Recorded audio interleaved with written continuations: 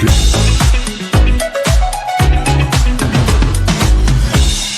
Attendons 10 secondes pour commencer cette émission que Olivier Dauvert et Blanche de Grandvilliers aient terminé leur conversation. Vous vous rendez compte qu'il y a quand même une petite musique, mais pendant la musique, ça continue. C'est-à-dire qu'à aucun moment, ils se disent, tiens, j'essaie de me concentrer, ça va démarrer. Non, il n'y a plus de filtre. C'est la décontraction totale, ce qui fait un peu le charme de cette émission. Parce que nous avons préparé avant, nous.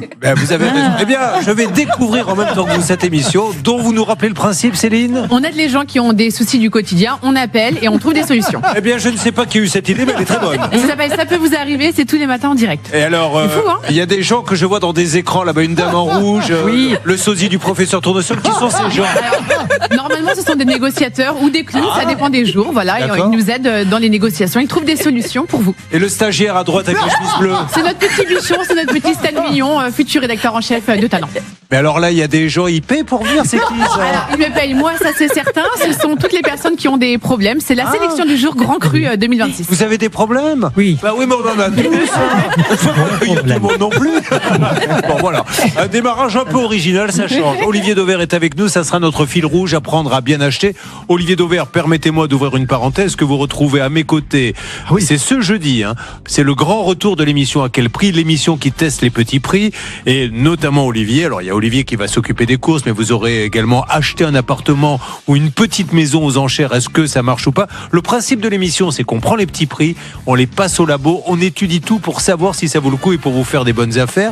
Et on a trouvé une dame qui est la championne des courses. Vraiment, elle achète au moins cher du moins cher et elle a défié Olivier Dauvert en lui disant « Coco, tu me feras pas acheter, tu peux pas faire mieux que moi » et vous l'avez défié. Et on est allé faire les courses ensemble dans un magasin, un hypermarché à Templeuve. Et j'allais dire que c'est comme un grand match de foot. Quand vous avez deux belles équipes, ça produit un joli spectacle. Et j'avoue qu'elle était coriace, figurez-vous. Donc ceux qui vont regarder, là, je suis assez certain qu'ils vont apprendre des choses. Vous regardez, s'il vous plaît, le melomètre, Stan. C'est comme un match de coup quand vous avez deux belles équipes. C'est-à-dire qu'ils disent que la personne est bonne, mais lui il se considère comme belle équipe. Sur les courses alimentaires, de manière très prétentieuse, d'accord. je pense pas être en national comme Bordeaux en foot. Vous avez raison. Voilà, ça c'est fait. Non. Les greffes de cheveux en Turquie, c'est pas cher, mais attention, vous allez voir, grande enquête. Et puis les lunettes à 10 €. 10 € la paire de lunettes, qu'est-ce qu'elles valent? L'appareil, on a tout passé en labo, etc. Bon, nous allons revenir, si vous le voulez bien, sur le cas de Valérie, qui est avec nous, comme chaque matin, avant de démarrer à 10 h les cas inédits. Valérie, bonjour. Bonjour Julien, bonjour à toute l'équipe. Alors Valérie, on va se rappeler que début des années 2010, vous avez divorcé du papa de vos enfants. Après quelques mois de solitude, vos proches vous conseillent un site de rencontre. Puis finalement, sur un site, vous tombez amoureuse d'un homme. Et rapidement, Céline, il va demander des sous. Oui, au bout de 2 ans de relation, il est en difficulté financière, donc Valérie lui prête 5 500 €. On a une reconnaissance de dette dans le dossier, ce monsieur a bien signé. Il s'est engagé à rembourser, sauf que ça fait 10 ans. 10 ans maintenant, il n'a pas donné un centime à Valérie. 7 mai, Stan, Pascal est allé à la rencontre de l'ex-conjoint. Il était très méfiant, il n'avait pas voulu s'exprimer en direct. Dites-nous un petit peu ce qui s'était passé. Non, mais Pascal avait pu lui parler. Justement, il est avec nous, Pascal Normand, pour nous faire un point sur ce Alors dossier. Pascal, qu'est-ce qui s'était passé dans ce dossier quand vous aviez été voir ce monsieur? Alors ce monsieur, comme vous le disiez, était très mystérieux, très énigmatique. En fait, il n'a pas voulu me donner énormément d'informations. Il était très réservé, plutôt sur la défensive. Alors, il a joué également un petit rôle parce qu'il nous disait « Valérie ne vous dit pas tout ». Ah, Ça, c'est un classique. Et quand je lui ai demandé de quoi il s'agissait, il m'a dit « En fait, ce n'est pas une dette. Ce n'est pas une dette. À Valérie, elle le sait très bien. » C'est ce qu'il me dit. Je répète ses propos. Je lui ai rendu un service et on est quitte en quelque sorte. Alors, il y avait quand même quelque chose de positif, c'est qu'il m'avait dit « Ne vous inquiétez pas. Laissez-moi 3-4 jours parce que là, je suis en burn-out. Je vais lui passer un coup de fil dans les jours qui viennent. » Ce qu'il n'a pas fait, évidemment, Valérie. Pas du tout, il reste il campe sur son mutisme et son refus de répondre aux SMS et aux messages. Bon, il n'y a pas de jugement là pour l'instant, Blanche. Non, pour l'instant, il n'y a pas de jugement, mais c'est vrai qu'il a reconnu quand même la dette dans des SMS qui sont pas très anciens. On va essayer de rappeler Valérie. Évidemment, vous contestez formellement le fait que ça soit un service rendu contre argent. D'ailleurs, c'est pas un service quand on prend de l'argent. Ça veut dire que c'est une tâche. Parce que les choses soient bien claires. Elle m'a donné de l'argent, mais je lui ai rendu service. Ça veut dire que c'est un métier rendre service, et c'est répare-moi ma voiture, vous allez chez le mécanicien, effectivement, il vous prend de l'argent. Mais si vous dites, je te rends ce service, mais tu me donnes de l'argent qui ne passe pas dans le circuit de l'URSSAF et du commerce, là, c'est autre chose. Donc, on est bien d'accord, Valérie, vous le niez tout ça? Ah ben bien sûr, bien sûr. Alors, on y va, on rappelle, et puis il va peut-être falloir passer à la vitesse supérieure après, qui est la justice. C'est parti, on y va. Je lui redemande au moins qu'il vous rappelle, parce que c'est ce qu'il avait. Oui, je lui laisse un message à Christophe. De crise de la boutique d'Ambre. Allez, c'est parti. Je vous rappellerai dès que possible. Passez une belle journée. Oui, bonjour Christophe. Julien Courbet, nous sommes en direct sur la chaîne de télévision M6. Vous vous rappelez que l'on s'était parlé et vous aviez parlé à Pascal Normand concernant l'argent que Valérie vous a prêté et vous deviez au moins la rappeler et vous ne l'avez même pas rappelé. Alors elle est là, je pense qu'elle va maintenant aller au tribunal en justice, ce qui est dommage parce que je vais vous dire franchement, on parle de combien là exactement? 5 500 €. Ça va vous coûter plus cher en avocat que de trouver un accord avec elle en lui disant je t'en donne un petit peu moins en 2 fois et on n'en parle plus parce que de toute façon en justice il va falloir que vous vous défendiez et ça va vous coûter plus cher. Et comme il y a des échanges, parce qu'il y a des écrits comme quoi vous lui devez l'argent, je vois pas trop l'intérêt. Mais si c'est ce que vous voulez, c'est vous qui décidez, monsieur. En tout cas, Valérie, elle attend votre appel. Valérie, elle est en ligne avec nous. Est-ce que vous êtes d'accord pour trouver un accord avec lui pour sortir de là? Oui, bien sûr. Voilà, donc monsieur, saisissez cette chance avant d'être obligé d'aller au tribunal, d'avoir les huissiers, etc. À mon avis, appelez-nous si vous voulez en antenne et on fera... on se mettra au milieu pour que ça soit bien équitable pour vous tous. Voilà. Vous pouvez nous rappeler quand vous le souhaitez, monsieur. On vous laisse un numéro. Bon, Valérie, je vous tiens au courant. Voyons si ce monsieur réfléchit. Sinon, elle y va franco, là, maintenant. Hein. Oui, elle peut faire même une injonction de payer ou une procédure rapide parce qu'effectivement, elle a des SMS où il a reconnu. Il a dit, je cherche des solutions, j'ai pas encore l'argent. Donc, il n'a pas contesté que c'était bien un prêt. On rappelle que même si c'est votre amoureux, votre frère, votre cousin, quelqu'un de proche, lorsqu'on vous demande de l'argent, premier réflexe, c'est se dire, je lui prête, mais je le reverrai pas. Déjà, quand on se dit ça, on n'a pas de souci. Et 2, on va chez le notaire. Le notaire, ça vous permet d'envoyer un huissier immédiatement après, mais surtout le notaire, s'il fait bien son boulot, je vous le dis à chaque fois, il aurait dit à ce monsieur, bon ben voilà, vous avez besoin d'un peu d'argent, 5 000. Je vois que vous avez une voiture. Donne-moi, give me the grey card, car les notaires sont bilingues. Donne-moi la carte grise, je la garde. Tant que c'est pas remboursé, elle peut pas être vendue, etc., etc. Voilà. C'est ce qu'il faut faire, notaire, et lui demander, prenez des gages. Olivier Dauvert, vous êtes venu, et là, franchement, c'est quand même une grande surprise. Vous voyez, on ne s'y attendait pas du tout. Moi non plus.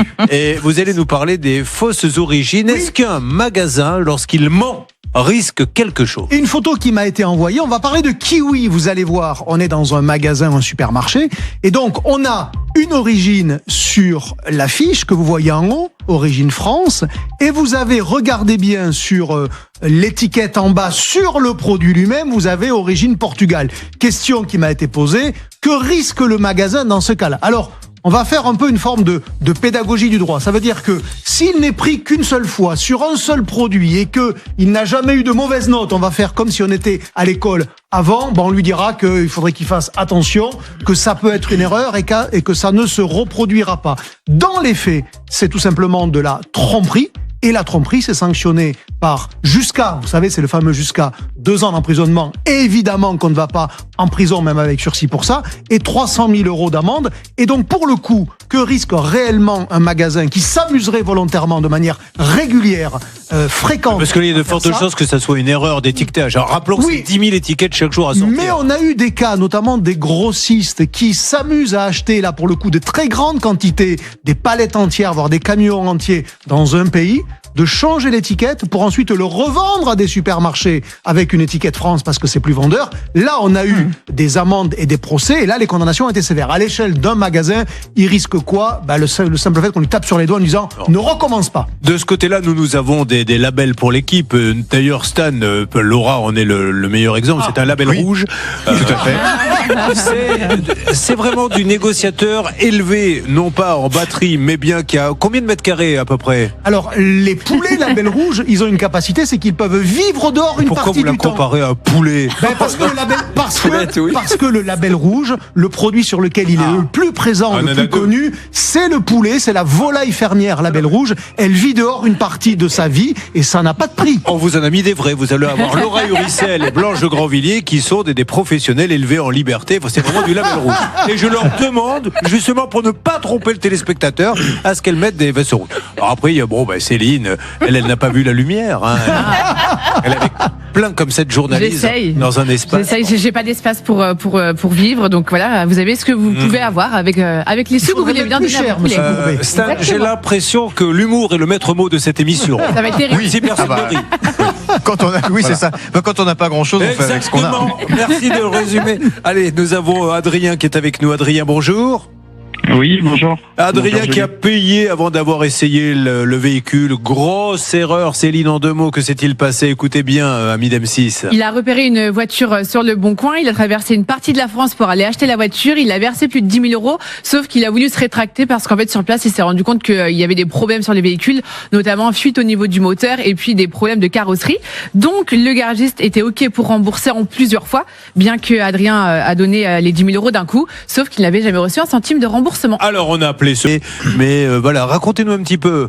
Exactement. Alors ce monsieur, je l'avais eu il y a 1 mois environ. C'était pas la première fois qu'il passait, mais là il m'avait dit j'ai des grosses difficultés financières, mais là ne vous inquiétez pas, j'ai une rentrée d'argent cette semaine, donc je vais faire un premier virement, c'était 1 311 €, et après pour vite solder ma dette, je ferai même 2 versements la semaine d'après, donc on était plutôt confiants.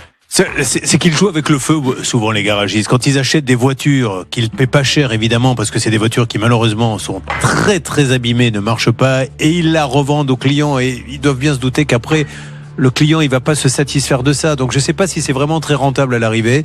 On y va, on rappelle ce monsieur. Alors je dis pas que là forcément celle-ci n'a pas dû être vendue, mais il faut faire attention. De toute façon, c'est une obligation, Blanche, de le. Oui, mais surtout comme vous dites, il joue avec le feu parce que si Adrien va en justice, je laisse un message, Blanche, et je vous redonne la parole. Le joindre n'est pas disponible. Enregistrez votre message après le bip sonore. Une fois votre enregistrement terminé, vous pouvez raccrocher. Oui, bonjour, message pour BC Automobile à Pessac. Je vous appelle, c'est Julien Courbet, monsieur. C'est la chaîne de télévision M6. On s'est parlé, vous savez, concernant le cas d'Adrien, et vous nous aviez très gentiment et professionnellement dit, je vais lui envoyer tout de suite 1 300 €, et c'était il y a quand même quelques temps, et il n'a rien vu. Est-ce que vous pourriez ou le rappeler directement ou nous appeler hors antenne, comme ça on met ça de côté pour nous dire ce qui se passe et s'il va y avoir du nouveau dans ce dossier.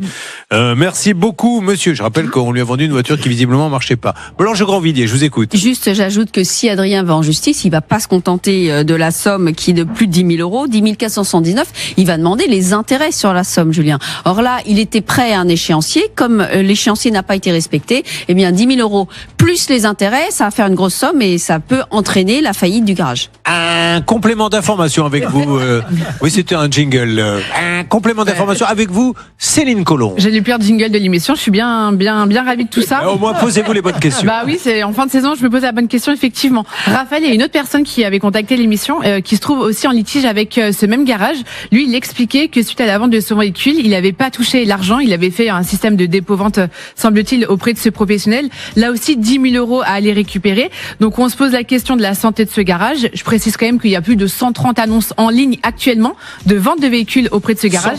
130 exactement, 138 annonces en ligne. Les dernières annonces datent d'hier 17h30, donc la boutique semble fonctionner. Bon, alors on compte vraiment sur BC Automobile à Pessac. Monsieur Bouquet, merci de nous rappeler puis de régler ce problème. Trouver un accord avec lui le plus rapidement possible. Bon, dans quelques instants, Elodie, l'histoire est dingue puisqu'elle va vendre 2 chiots à 2 sœurs d'ailleurs, et on va lui faire des chèques en bois pour ne pas les payer, mais surtout on va lui dire non, on n'a jamais eu les chiots, ce qui est une hérésie complète, vous allez le voir.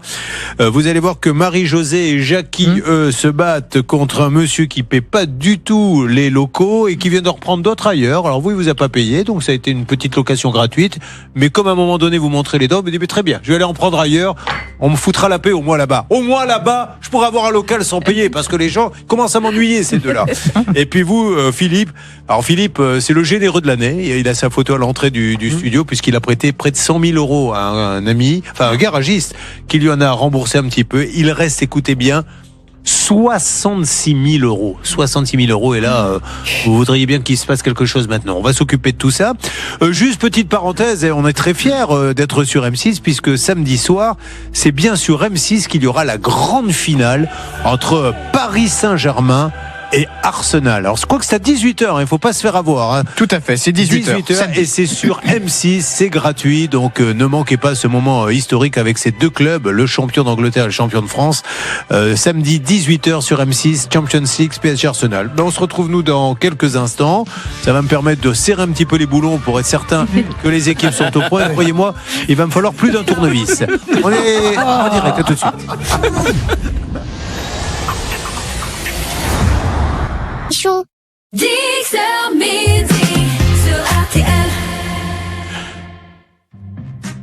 Bonjour à tous, écoutez, un début d'émission un peu différent. Je me suis fait avoir, j'ai écouté, tiens, qu'est-ce qu'on balance comme jingle maintenant? Mais pourquoi pas? Et ce que j'aime, c'est qu'au moins, voilà, il y a des gens qui prennent leurs responsabilités, qui disent, tiens, on va surprendre le vieux ce matin, on va lui balancer un autre jingle et ça va le sortir de sa zone de confort. Je m'appelle Julien Courbet, je suis là pour combien de temps? Je n'en sais rien, ça va beaucoup dépendre de cette émission, m'a dit la direction. C'est pour ça que je compte sur chacun pour donner le meilleur. Malheureusement, donner le meilleur avec ce qu'on a, ça va être compliqué. Bonjour Bernard Sabat. Bonjour Laura Uricel, bonjour Stanislas Vignon. Bonjour. Alors, bien sûr, des cas inédits à régler, mais surtout notre fil rouge, Olivier Dauvert, le grand, va nous aider à bien consommer et il vous donne rendez-vous à mes côtés jeudi soir pour le grand retour de l'émission À quel prix? L'émission qui teste les petits prix et vous allez voir que nous allons tout passer au crible. Les petits prix, est-ce que ça vaut le coup ou pas? Vous le saurez. Blanche Grandvilliers, avocate du mardi, on va parler d'animaux ce matin. Oui, tout à fait. Bonjour Julien. Animaux de compagnie, ça sera notre premier cas. Et ma Céline qui est là et qui représente la rédaction. Ne perdons pas de temps, écoutez bien s'il vous plaît auditeurs d'RTL ce premier cas, parce qu'alors là, au niveau injustice sur des chiots, on ne peut pas faire mieux. C'est parti. C'est Elodie qui est avec nous. Elodie, soyez la bienvenue. Merci. Elodie, vous arrivez de la Salvetta Belmonte. C'est ça. Vous m'en dites, c'est un petit village, je suppose. C'est un petit village à 15 km de Montauban dans le Tarn-et-Garonne. Donc c'est pleine campagne? Oui. Pleine campagne. Parfait. Vous êtes, que faisiez-vous dans la vie? Je suis éleveuse de chiens depuis plus de 20 ans. Donc c'est dans ce cadre-là que vous avez vendu. C'est des chihuahuas? C'est 2 chiots chihuahuas, oui. Bon, donc 2 damaris, c'est 2 sœurs. C'est ça, 2 sœurs. Et elles veulent 2 chihuahuas. Voilà. Un chacun, donc très bien, elles les voient. Elles repartent avec. Elles m'ont contacté par rapport à une annonce du Bon Coin. Oui. Elles m'ont demandé de venir donc voir les chiots et sur place, elles m'ont dit que c'était OK. Et elles repartent avec. Oui, ils étaient déjà pucés vaccinés, ils étaient prêts à rejoindre leur famille, donc elles repartent avec. Vous êtes pucé vacciné, Stan, parce que j'ai pas fait le contrôle. Alors pucé, oui, vacciné, fin de semaine. Vous faites l'humain également un peu? Non. Non. Bon, non. On débrouillerait différemment. Bon, elles partent avec les chiots, elles paient. Oui. Avec des chèques. Elles me laissent chacune un chèque. Bon. Elles signent un contrat de vente, bien sûr, où il est stipulé dans mes contrats de vente que je reste propriétaire du chien jusqu'au paiement total de celui-ci. Parce que c'est des contrats de vente que je prends avec le syndicat, la SNPCC, qui est le syndicat national des professionnels du chien et du chat. Grosso modo. Tout est en règle de mon côté. Simplifié, elles signent le contrat, elles partent, elles vous font 2 chèques. Évidemment, vous allez mettre les chèques à la banque et ils sont... Alors, ils sont rejetés pour compte clôturé.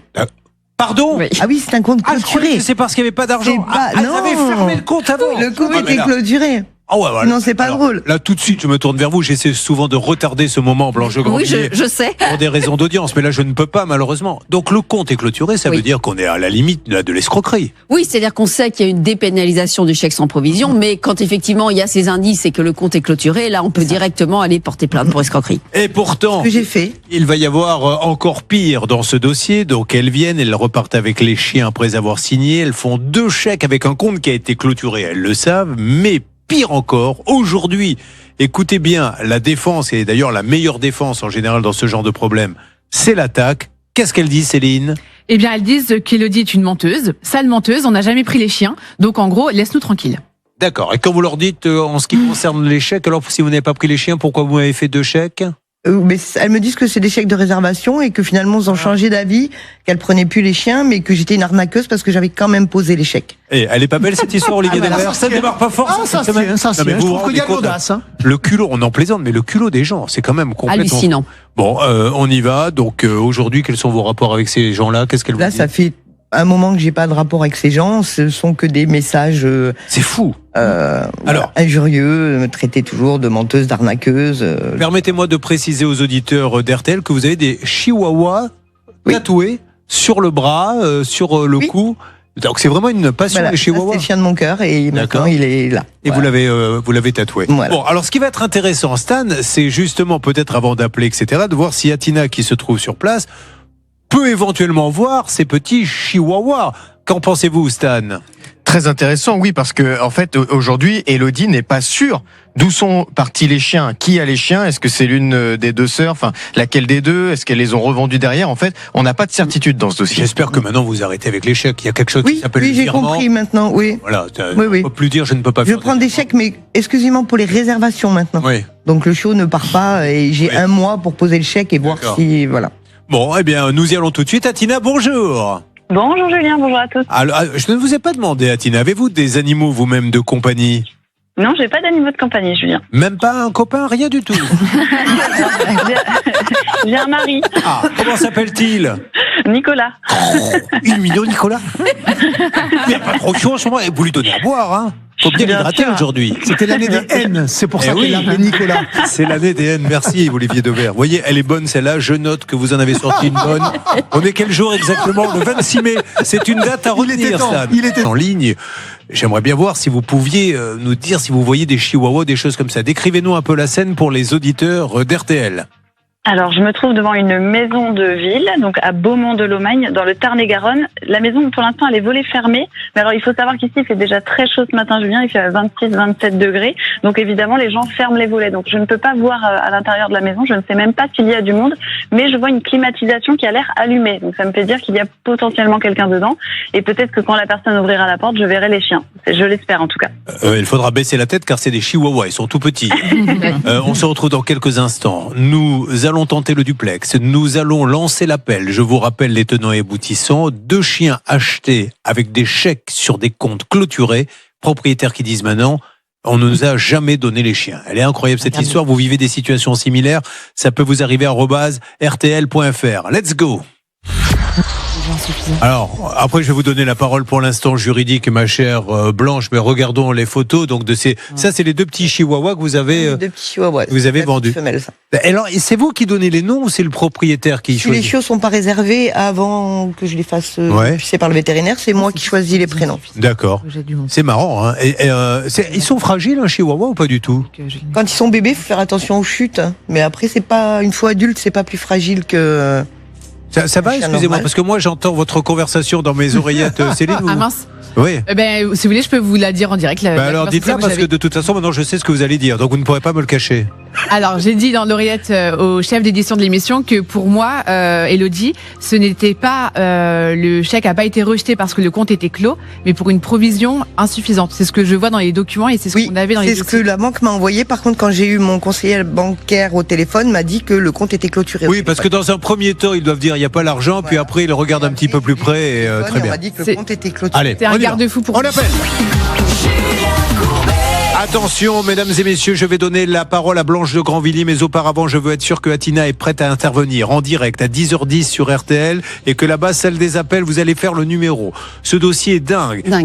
2 chèques en bois. Alors, dans un premier temps, la banque dit il n'y a pas assez d'argent, puis s'aperçoit après, non seulement il n'y a pas assez d'argent, mais le compte était clôturé. Maintenant, ces dames disent, non, on n'a jamais eu les chiens. Enfin, c'est fou. Qu'avez-vous à nous dire? Eh bien, Julien, on n'est pas là dans un simple somme impayée. Je pense que vraiment, Élodie a bien fait d'aller porter plainte. On a bien un ensemble d'indices, alors que ce soit chèque sans provision ou compte clôturé, ça change rien. Il y a un ensemble d'indices qui prouvent qu'il y a effectivement une intention de ne pas régler ces chiens. Et d'ailleurs, elle lui avait dit mon sac, je me suis fait voler mon sac. Exact. Donc les chèques vont être refusés. Il y a toutes ces éléments. Et après, elle me dit qu'elle n'est pas venue parce qu'en fait, les chiots sont partis le samedi. Le lundi, moi, j'ai envoyé un petit SMS pour savoir comment allaient les chiots. Oui. Je suis très mère poule avec les chiots. Et elle m'a dit les chiots vont très bien. Donc à part ça, elle n'est pas venue chercher les chiots. Voilà. Ah. Et après, elle me dit, justement, je voulais vous appeler parce qu'on m'a volé mon sac ce week-end avec le chéquier dedans. Je vais vous Donc, j'ai lire. fait opposition sur les chèques. Je vais vous lire les textos que j'ai sous les yeux, auditeurs d'RTL. Voilà. Donc, 26 janvier 2026, les chiots vont très bien. 4 février 2026, nous n'avons pas les chiens, vous êtes une menteuse. Voilà, donc en l'espace de 5 jours, c'est passé, des chiots vont très bien. Ces chiots que nous n'avons pas et que nous n'avons jamais vus vont très bien. Voilà, grosso modo. On ne les a pas voulu, tes chiens, trop moches. Ah bah, en plus, non, mais vous vous rendez compte un peu le niveau. Ils lui écrivent quand même ça. On n'en a pas voulu tes chiens parce qu'ils sont trop moches. Mais alors, elles sont quand même bizarres, ces deux sœurs. Hein. C'est parti, allez, appelons. Ça va, je crois, réserver un bon moment. Là. Voyons ce qu'elles vont nous dire. Ah non, mais c'est incroyable. Il y a des vraies manœuvres pour tromper Elodie, malheureusement. Allô, Rachel? Allô? Rachel? Non. Ah, c'est Christine? Non. Alison? Allô? Oui, vous êtes Alison? Excusez-moi. Alors, vous m'entendez, madame? Allô, allô? Oui? Oui, alors bonjour, je me présente, madame. Vous allez être un peu surprise, c'est Julien Courbet. Là, au moment où je vous parle, on est en direct sur la radio RTL. Il y a deux sœurs qui ont acheté... Attendez, je finis, après vous raccrochez, madame. Il y a deux sœurs qui ont acheté avec des chèques en bois des chihuahuas. Et là, on est en train de mener l'enquête en direct sur RTL. Et il apparaît que c'est votre numéro, puisqu'on a des textos qui ont été envoyés par ce numéro à la dame qui a vendu. Qui vous dit d'ailleurs bonjour. Oui, bonjour. Alors, de qui est cette dame, là? Vous l'avez reconnue? Non. D'accord. Bon. Non. Donc voilà, madame. Donc, vous allez me dire que vous n'avez rien à voir avec tout ça? C'est une blague ou c'est pour de vrai? Parce que je sais pas. Ah non, non, non, c'est pas du tout une blague. Madame, est-ce qu'en antenne, on va vous récupérer en antenne, on va vous donner un nom de famille pour vérifier. Récupérez quand même. Il se peut qu'on se soit trompé. Je ne le pense pas, puisqu'on a mis un système de vérification où 71 personnes viennent vérifier à tour de rôle si le numéro a bien été composé. Mais bon, ça correspondrait à ce qu'on entend depuis le début, à savoir le déni. Donc, on va voir ce que va nous dire cette dame maintenant. Donc, pendant ce temps-là, eh bien, vous savez quoi? Vous allez sonner à Tina et on va bien voir si il y a quelque chose qui se passe. Donc, remettez-moi peut-être à Tina, allez-y.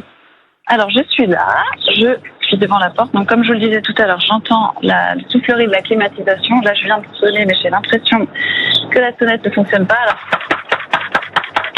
je vais taper. Et après, petite enquête de voisinage, ça serait sympa que les voisines vous disent, oui, là, il y a 2 chihuahuas, on voit, elles vont les promener, etc. Hein.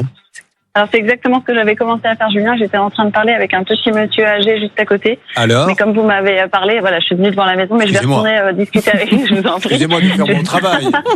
Si je dois en plus me faire réprimander pour poser de bonnes questions, je reste chez moi la prochaine fois et je regarde Roland Garros. Ça n'a pas commencé encore. Vous plaisantez? C'est 11h, non? Oui, vous avez raison, mais les rediffusions, je regarde toujours la saison d'avant. Vous ne pas le premier coup, d'accord. La okay. saison d'avant. Là, j'en suis à Roland Garros de 2011. J'ai beaucoup de retard.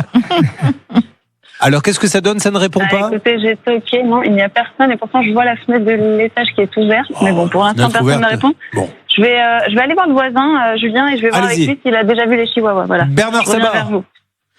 Cette dame que vous avez appelée, Julien, s'appelle Sabrina, elle habite Castel-Sarrazin. Voilà les informations que j'ai pu obtenir la concernant. Ah, bah peut-être que... Elle a toujours ce numéro de téléphone depuis plus d'1 an, donc elle ne comprend pas pourquoi elle a été appelée, dit-elle. Pourtant, on fait bien le numéro qu'il y a sur les SMS. Oui, exactement, qui termine par le 10. On a bien vérifié, quoi. C'était une grande famille, hein.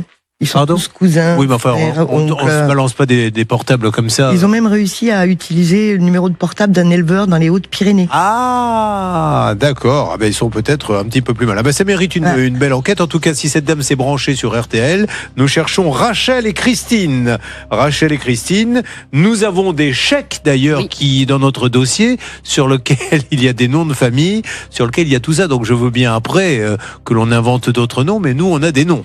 On a bien des noms, et la petite cerise sur le gâteau, c'est qu'elles ont été assez malines parce qu'elles ont cherché à obtenir la restitution des chèques, parce qu'il faut savoir qu'elles sont interdites de mettre des chèques pendant 5 ans. Et ils ont dit, je me suis fait voler mon sac, donc renvoyez-moi les chèques, nous allons vous payer par virement, mais en plusieurs fois, ce qui était de la reconnaissance qu'elle n'avait pas l'argent pour payer les chiens. Donc ces chèques, on les a encore en main, ce qui va permettre à cette dame elle a déjà déposé plainte pour escroquerie. On avance, vous me faites un point, Stan, dans une seconde. Vous allez voir qu'on n'est pas au bout de nos surprises avec ce dossier. Notre Olivier Dauvert est là, c'est le fil rouge comme chaque jour. Apprendre à acheter sans se faire avoir, vous posez vos questions. Et nous allons parler du jambon à la coupe, puisque quelqu'un vous dit, vaut-il mieux acheter son jambon à la coupe ou au libre service? Alors ça dépend sur quels critères vous vous basez pour choisir. Si c'est une affaire de prix, mon conseil il est clair, la coupe. Le jambon à la coupe coûte moins cher à qualité équivalente que le jambon au libre service. Et vous en trouvez en plus très fréquemment en promo du supérieur, donc le jambon supérieur, ça veut dire sans polyphosphate, c'est le bon niveau de qualité qu'il faut acheter. Vous en trouvez très facilement entre 12 et 14 euros du kilo. En libre service, c'est très dur de trouver, à part du premier prix, du jambon entre 12 et 14 euros le kilo. Si vous cherchez la conservation la plus longue possible, évidemment, dans ces cas-là, n'achetez pas à la coupe parce que au bout de 3 à 4 jours, même si vous le laissez soigneusement fermé dans votre réfrigérateur, il va sécher parce qu'il est dans une atmosphère qui n'est pas protectrice, alors que quand vous l'achetez en barquette, on va les appeler comme ça au libre service, il est protégé. Donc pour le prix, c'est la coupe et il n'y a pas photo. Pour la conservation, c'est le libre service. C'est marrant que vous parliez de jambon polyphosphaté. C'était le combat de comment il s'appelait Coff. Jean-Pierre Coff. De Jean-Pierre Coff qui disait c'est de la merde, c'est du jambon polyphosphaté. Il a horreur de ça. Oui, et c'est pour ça qu'il faut acheter aujourd'hui du jambon supérieur. C'est le seul niveau de qualité qui garantit qu'il n'y a pas de polyphosphate. Les polyphosphates, c'est quoi? C'est ce qui permet de retenir de l'eau dans le jambon. Donc, qu'il pèse plus lourd et qu'on vous vende en réalité un peu d'eau au prix du jambon. C'est pour ça que j'ai l'air aussi mince, parce que je prends beaucoup de produits polyphosphatés. L'eau n'est pas retenue dans mes jambons. Nous avons à quel prix jeudi soir, à ne pas manquer tout, que ce soit dans l'immobilier, que ce soit les courses, que ce soit les lunettes à 10 euros, tous les greffes de cheveux en Turquie, tout ce qui est pas cher, nous le testons pour voir si ça vaut le coup ou pas. Ne manquez pas cette émission. Stan, en ce qui concerne Elodie et les chihuahuas, est-ce que ça bouge ou est-ce que l'on passe sur un autre dossier sur RTL? On est en train d'essayer de comprendre ce qu'il s'est passé, puisqu'on est de toute évidence tombé sur une dame qui a nié être la personne qu'on cherchait. Or, dans son enquête, Philippine Auréfils a bien un texto de cette dame qui date de début février, dans lequel elle se présente bien comme étant la Rachel que nous cherchions à joindre. Et puis, Philippine l'a appelée il y a 2-3 semaines environ.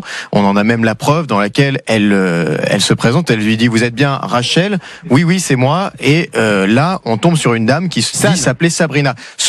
On suppose, Julien, on est en train d'essayer de vérifier, mais que peut-être le téléphone a été passé entre-temps. Enfin, si vous voulez, que la dame, est-ce que c'est une fille, une cousine, une amie qui était à côté? Bernard est en train de vérifier tout ça. Ce qu'on peut faire aussi, c'est redonner la parole à Tina qui est allée voir le voisin, mais Atina va, elle, savoir qui habite dans la maison. Donc là, si ça correspond au nom que nous avons. Atina, est-ce que votre enquête continue sur place? Alors, absolument, Julien. Donc, je viens de parler avec un voisin charmant qui m'a expliqué que les gens, sont des locataires qui habitent dans cette maison. Il ne connaît pas leur nom. Il sait simplement qu'ils n'habitent pas là tout le temps, qu'ils ne sont pas là. Et là, il m'a dit probablement qu'ils ne sont pas là. Il m'a montré leur voiture qui est à côté, qui est garée là. Il y a un petit portefeuille rose dedans, donc je ne sais pas. Mais pour l'instant, j'en sais pas plus. Il me dit qu'a priori, la rumeur dans la ville ici dit que ces gens sont des gens pas très nets. Je cite ces mots. Ah, bon, très bien. Alors, ok, ça pourrait correspondre effectivement à ce que nous racontons. Il n'y a qu'un seul voisin, Atina? Là, j'en ai vu qu'un parce que, alors, pour l'instant, il y a peu de monde, mais là, je vois une autre dame un peu plus loin, donc je vais aller la voir tout de suite. Allez, merci Atina. Nous continuons en ce qui nous concerne. Pour nous joindre, ça peut vous arriver à @rtl.fr. Stan, depuis la salle des appels RTL. Donc Bernard continue son enquête. Malheureusement, la personne nie toujours. Alors on est sur des gens, il faut savoir, on le dit depuis le début, qui nient avoir récupéré des chiens qu'ils ont pourtant bien récupérés. Donc on n'est peut-être pas à un mensonge près. La question, c'est comment leur faire avouer que ce sont bien les gens que nous essayons d'appeler. Là, pour le moment, on fait un petit peu chou blanc ici en salle des appels. On continue. Sur quoi va-t-on? Ne vous inquiétez pas.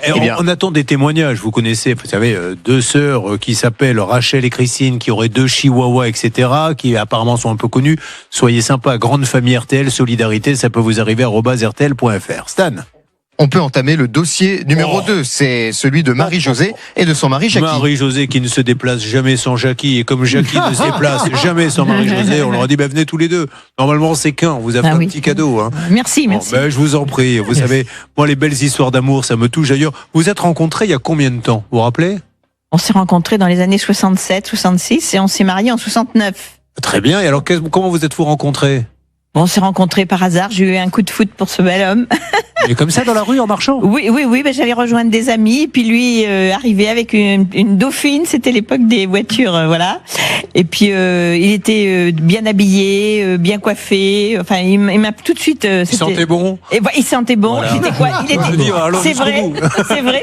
Il avait surtout, vous l'avez dit, une belle Dauphine. Ouais, une belle Dauphine, beau gars, tout ça. Eh ben bravo.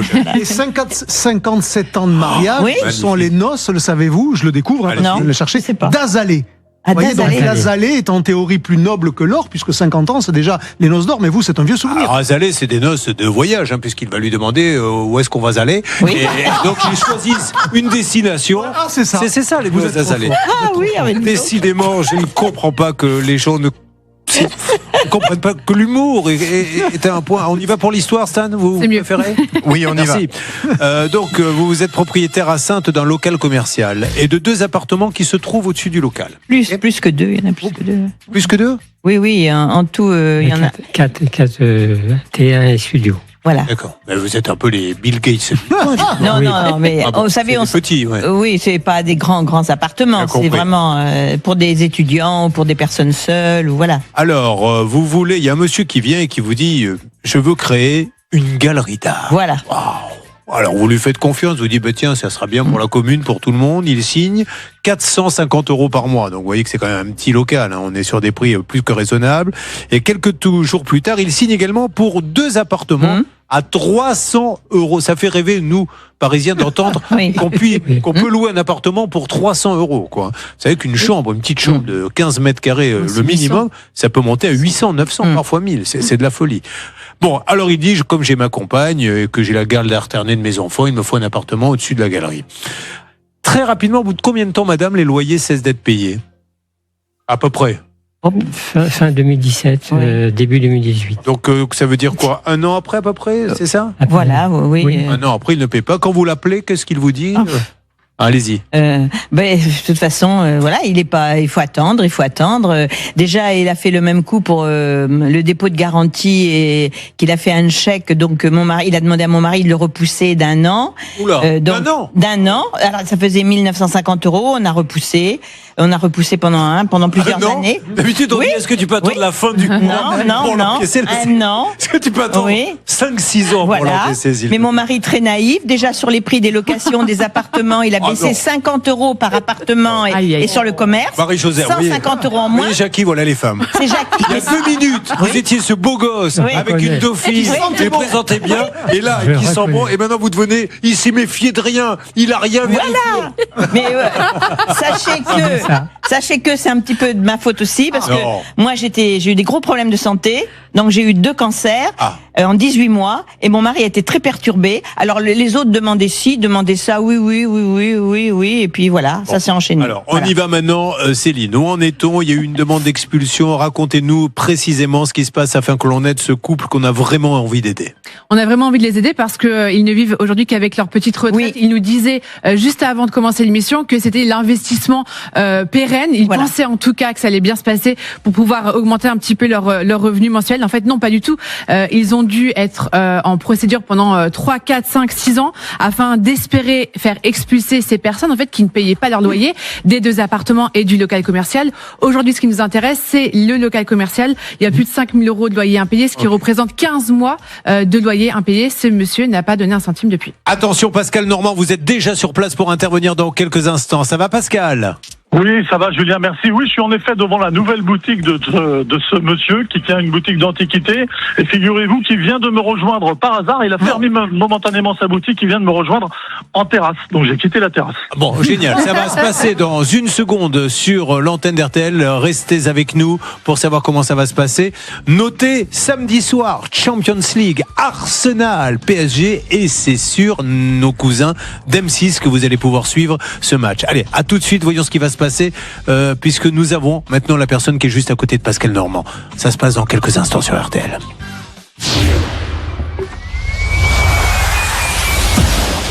Michou. Julien Courbet.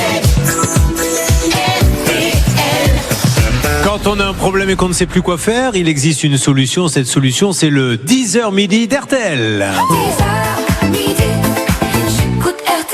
Premier épisode avec Elodie qui vend 2 chihuahuas à 2 sœurs qui lui font un chèque avec un compte qui est clôturé, qui envoie des textos en disant les chiots vont bien et qui disent après on n'a jamais eu les chiots, de toute façon on n'en voulait pas, ils étaient trop moches. Voilà où nous en sommes. Tina est sur place, elle avance sur son enquête, mais nous passons tout de suite à l'appel et au duplex de Pascal Normand car Marie-Josée et Jackie, Marie-Josée qui est tombée sur le mirage de la belle Dauphine puisque elle s'est fait hypnotiser par la voiture et du coup elle a pris l'homme qui était dedans en nous disant il était remarquable, il était magnifique et puis il y a 2 minutes le ton a changé, on s'est fait avoir parce qu'il a pas regardé les papiers. Ne jamais vous laisser avoir par la voiture. Bon, je plaisante Jackie et Marie-Josée, donc nous allons aller à la recherche d'un monsieur qui paie pas les loyers et ça les embête parce qu'ils ont une petite retraite et ils ont besoin de ces loyers puis de toute façon un loyer ça se paie. Voilà, ça ne se discute pas. Pascal Normand, on commence par vous. Je vous écoute, nous sommes en duplex RTL. Oui, alors c'est assez incroyable parce que j'étais en terrasse de café juste à côté de cette boutique d'antiquité et au moment où la témoin a commencé à parler de son cas, je me suis levé et je me suis rapproché de la boutique. C'est le moment qu'a choisi donc ce gérant et son ami pour venir dans ce bar et juste à ma table. Donc j'ai bien fait de partir. Et là, il est dans le café, donc je vais attendre un petit peu. Il fait des achats, mais je pense que j'ai été repéré. Ça me permet de donner quelques petits détails. Attendez, parce que il est là. Allez-y, c'est parti. Yvan, on y va. Oui, excusez-moi de vous déranger, rien de grave. Oui. Je suis journaliste pour RTL et on fait l'émission pour Julien Courbet. Oui. Et votre ancienne propriétaire est avec nous en direct de Marie-Josée Génaud. Je vous la passe, elle est au téléphone. Il vous écoute, Julien. Bonjour monsieur. Monsieur, merci de nous parler. Comme vous l'a dit Pascal, rien de grave. C'est l'émission, ça peut vous arriver en direct sur RTL. Donc Marie-Josée, ce monsieur-là, elle a besoin de ses loyers pour sa retraite. Et je sais que vous avez monté une galerie d'art là-bas. Justement, ils sont en train de s'en voir. Alors, oui, allô. Oui, bonjour monsieur. Il vous écoute. Alors, monsieur, laissez-moi juste vous parler 20 secondes, après je me tais. On est en direct sur RTL. Ouais, ça, je tiens à ce que vous le sachiez. Je suis avec Marie-Josée. Jackie, Marie-Josée, pourquoi êtes-vous sur RTL en direct ? Je suis sur RTL en direct parce que c'est un monsieur qui est parti de notre local commercial il y a des mois et avec des grosses dettes de loyer. Moi, j'ai une très petite retraite, mon mari aussi. Donc, on compte sur cet argent pour survivre. Voilà. Voilà, monsieur, pourquoi ils sont venus nous voir. Alors, est-ce que vous pouvez leur répondre, s'il vous plaît ? Oui, bon, j'ai effectivement loué ce local pendant 9 ans, il faut le savoir aussi. C'est quand même 9 ans, c'est un local commercial. Oui. Donc voilà, bien sûr, non, il n'y a pas de souci. Donc ça a été payé. Effectivement, la dernière année, c'était plus compliqué. Tout le monde le sait. En France, c'est compliqué. Donc voilà, 1 an. Effectivement, il doit rester 1 an de loyer à payer. Mais monsieur, j'ai été condamné. Il n'y a pas de souci. Plus d'1 an. Voilà. Il a été condamné. Alors vous avez été condamné par la justice, mais j'ai cru comprendre que vous aviez pris un autre local. Oui. Tout à fait. J'ai changé de local parce que effectivement les rues piétonnes sont désertes, donc j'ai préféré changer d'endroit et essayer de. Mais là, vous payez votre loyer du coup dans ce nouveau local. Oui, tout à fait. Ouais. Donc vous payez le loyer dans le nouveau local. D'accord. Oui, je peux pas tout payer effectivement. Il faut bien s'en sortir. J'ai quand même 5 enfants, donc voilà, il faut les nourrir. Voilà. Mais aussi, figurez-vous que ils sont comme vos enfants, ils ont faim aussi, ils ont besoin de manger. Oui, non, mais je comprends, je connais l'émission, je connais tout ça. Non, mais monsieur, voilà, il y a pas de souci. Mais vous auriez pu, monsieur, je vais vous dire une chose, qu'on ait des difficultés financières, mais on voit ça tous les jours. Je pense que ça arrive à tout le monde. Laissez-moi juste vous dire une chose. Oui. À quel moment vous les avez appelés en leur disant, à quel moment j'ai des difficultés financières, le loyer de je ne sais plus combien, est-ce que je peux vous donner la moitié pendant quelque temps, est-ce que je peux vous donner un peu ou alors rien? Oui, ça a été fait maintes fois. Voilà, et effectivement, après ils veulent pas écouter, ils ont préféré la procédure. Donc je comprends, il n'y a pas de souci, c'est leur droit. Je respecte le droit français. Mais voilà, effectivement, le côté humain, il est passé à côté. Mais alors, dans le nouveau local, c'est toujours une... Non, c'est fini la galerie d'art. Oui, c'est fini, c'est fini. Alors, c'est quelle activité alors faites quoi alors maintenant, monsieur, sans indiscrétion, dans ce nouveau local? Elle pourra se déplacer pour venir le voir si elle le souhaite. Vous voulez pas le dire comme ça sur l'antenne? Non, ça sert à rien. On le sait, mais si, il a changé des fois et des fois de. Non, j'ai pas changé des fois et des fois. J'ai toujours gardé le même nom. Vous regarderez, c'est toujours le même nom. C'est le repère des artistes. Vous êtes toujours le repère des artistes? Non, ça c'était mon épouse. C'était un restaurant, oui. Non, vous avez non. On n'a jamais fait un bail commercial pour un restaurant. Ça, c'est pas vrai. Alors là, qu'est-ce qu'il y avait dans le local? Mais il y avait une galerie d'art au départ. C'est bizarre, c'est qu'on a tenu 9 ans, ça vous posait pas de problème. Non, ben ça nous posait pas de problème. Ça nous a... Monsieur, il faut qu'il vous remercie d'avoir payé le loyer pendant 9 ans. Vous voulez qu'il vous remercie? Remerciez-le d'avoir eu la gentillesse de payer le loyer pendant 9 ans. Il a qu'à payer tous les frais de justice qu'on a depuis 2018. Attendez, des huissiers, des avocats. On vous appelle gentiment pour vous dire... trouvons une solution pour les aider, mais ne dites pas quand même j'ai payé le loyer pendant 9 ans, c'est ridicule.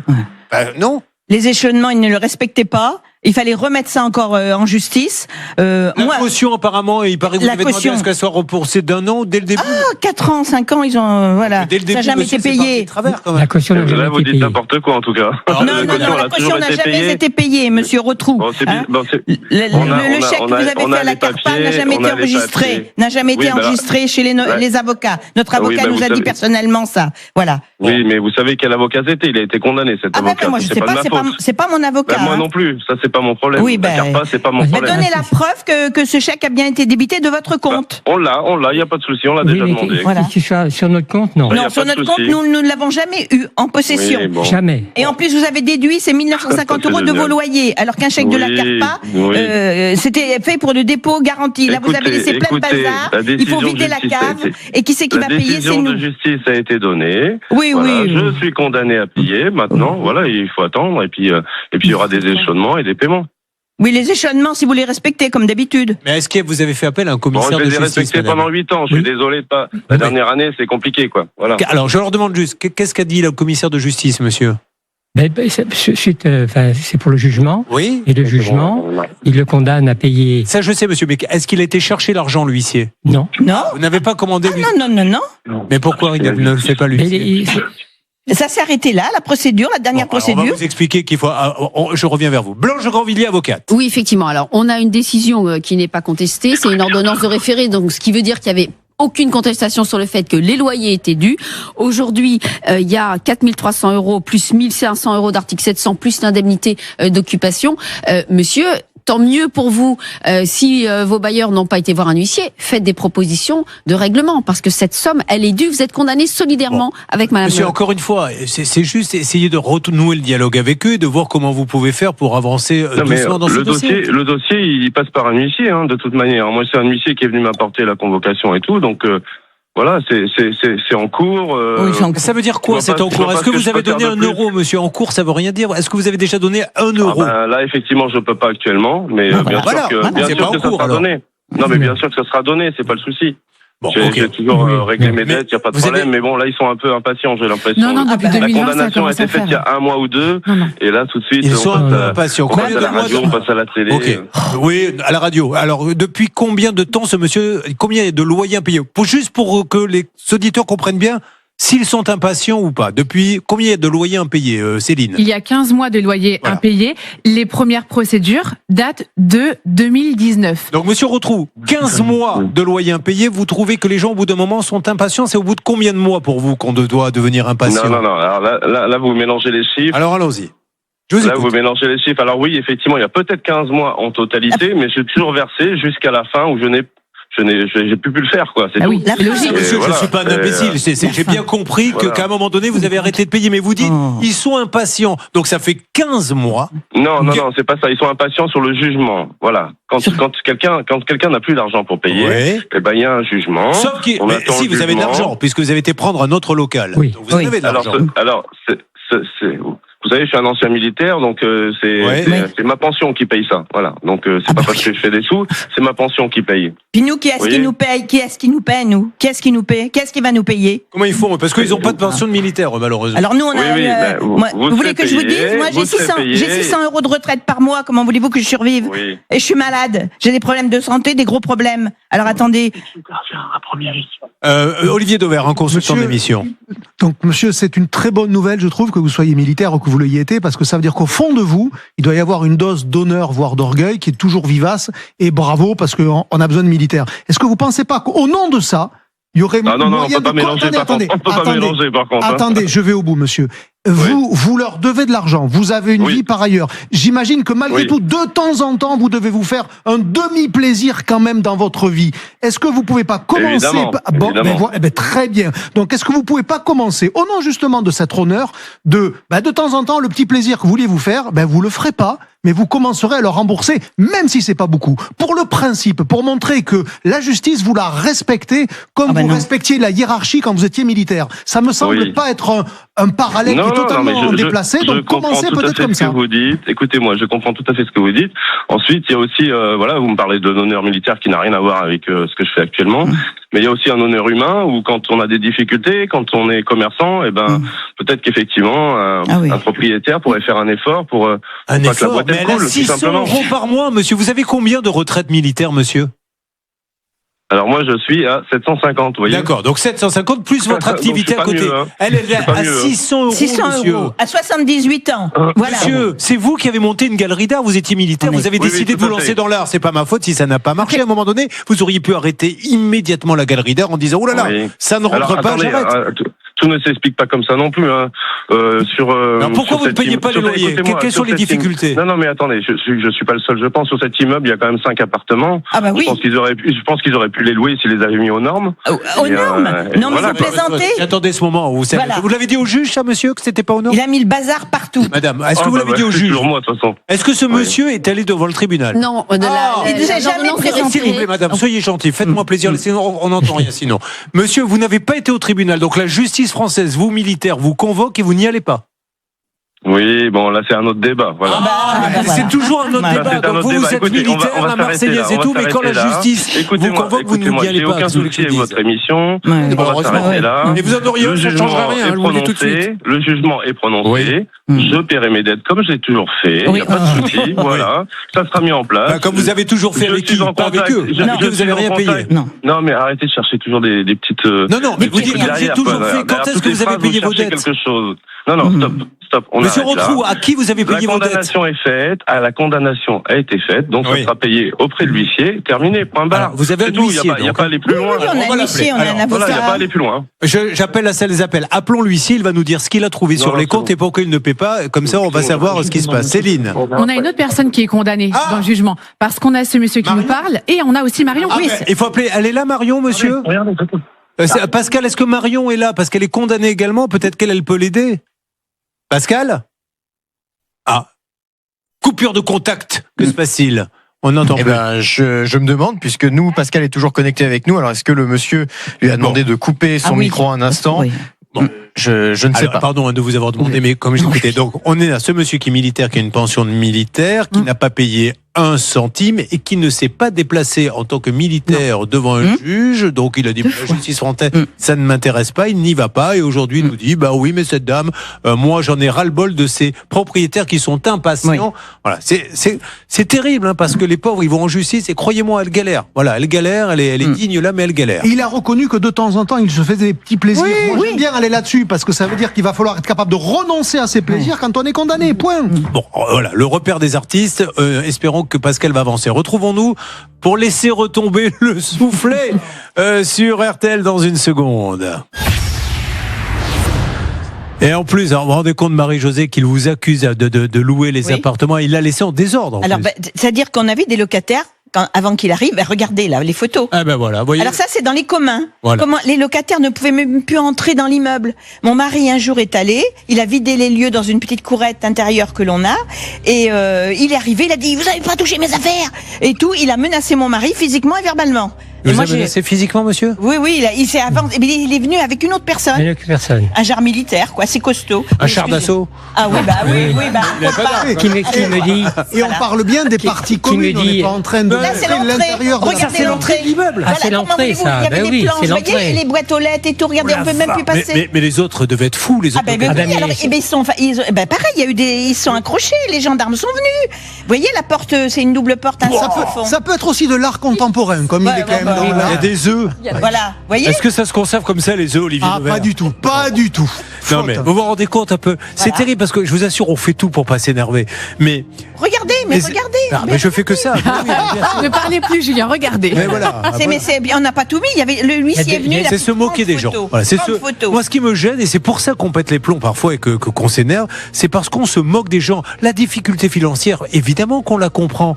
Mais celui qui est honnête, il appelle en disant, madame, j'ai de réelles difficultés financières. Comment est-ce que vous acceptez que je vous donne que 50, etc. Pas rien.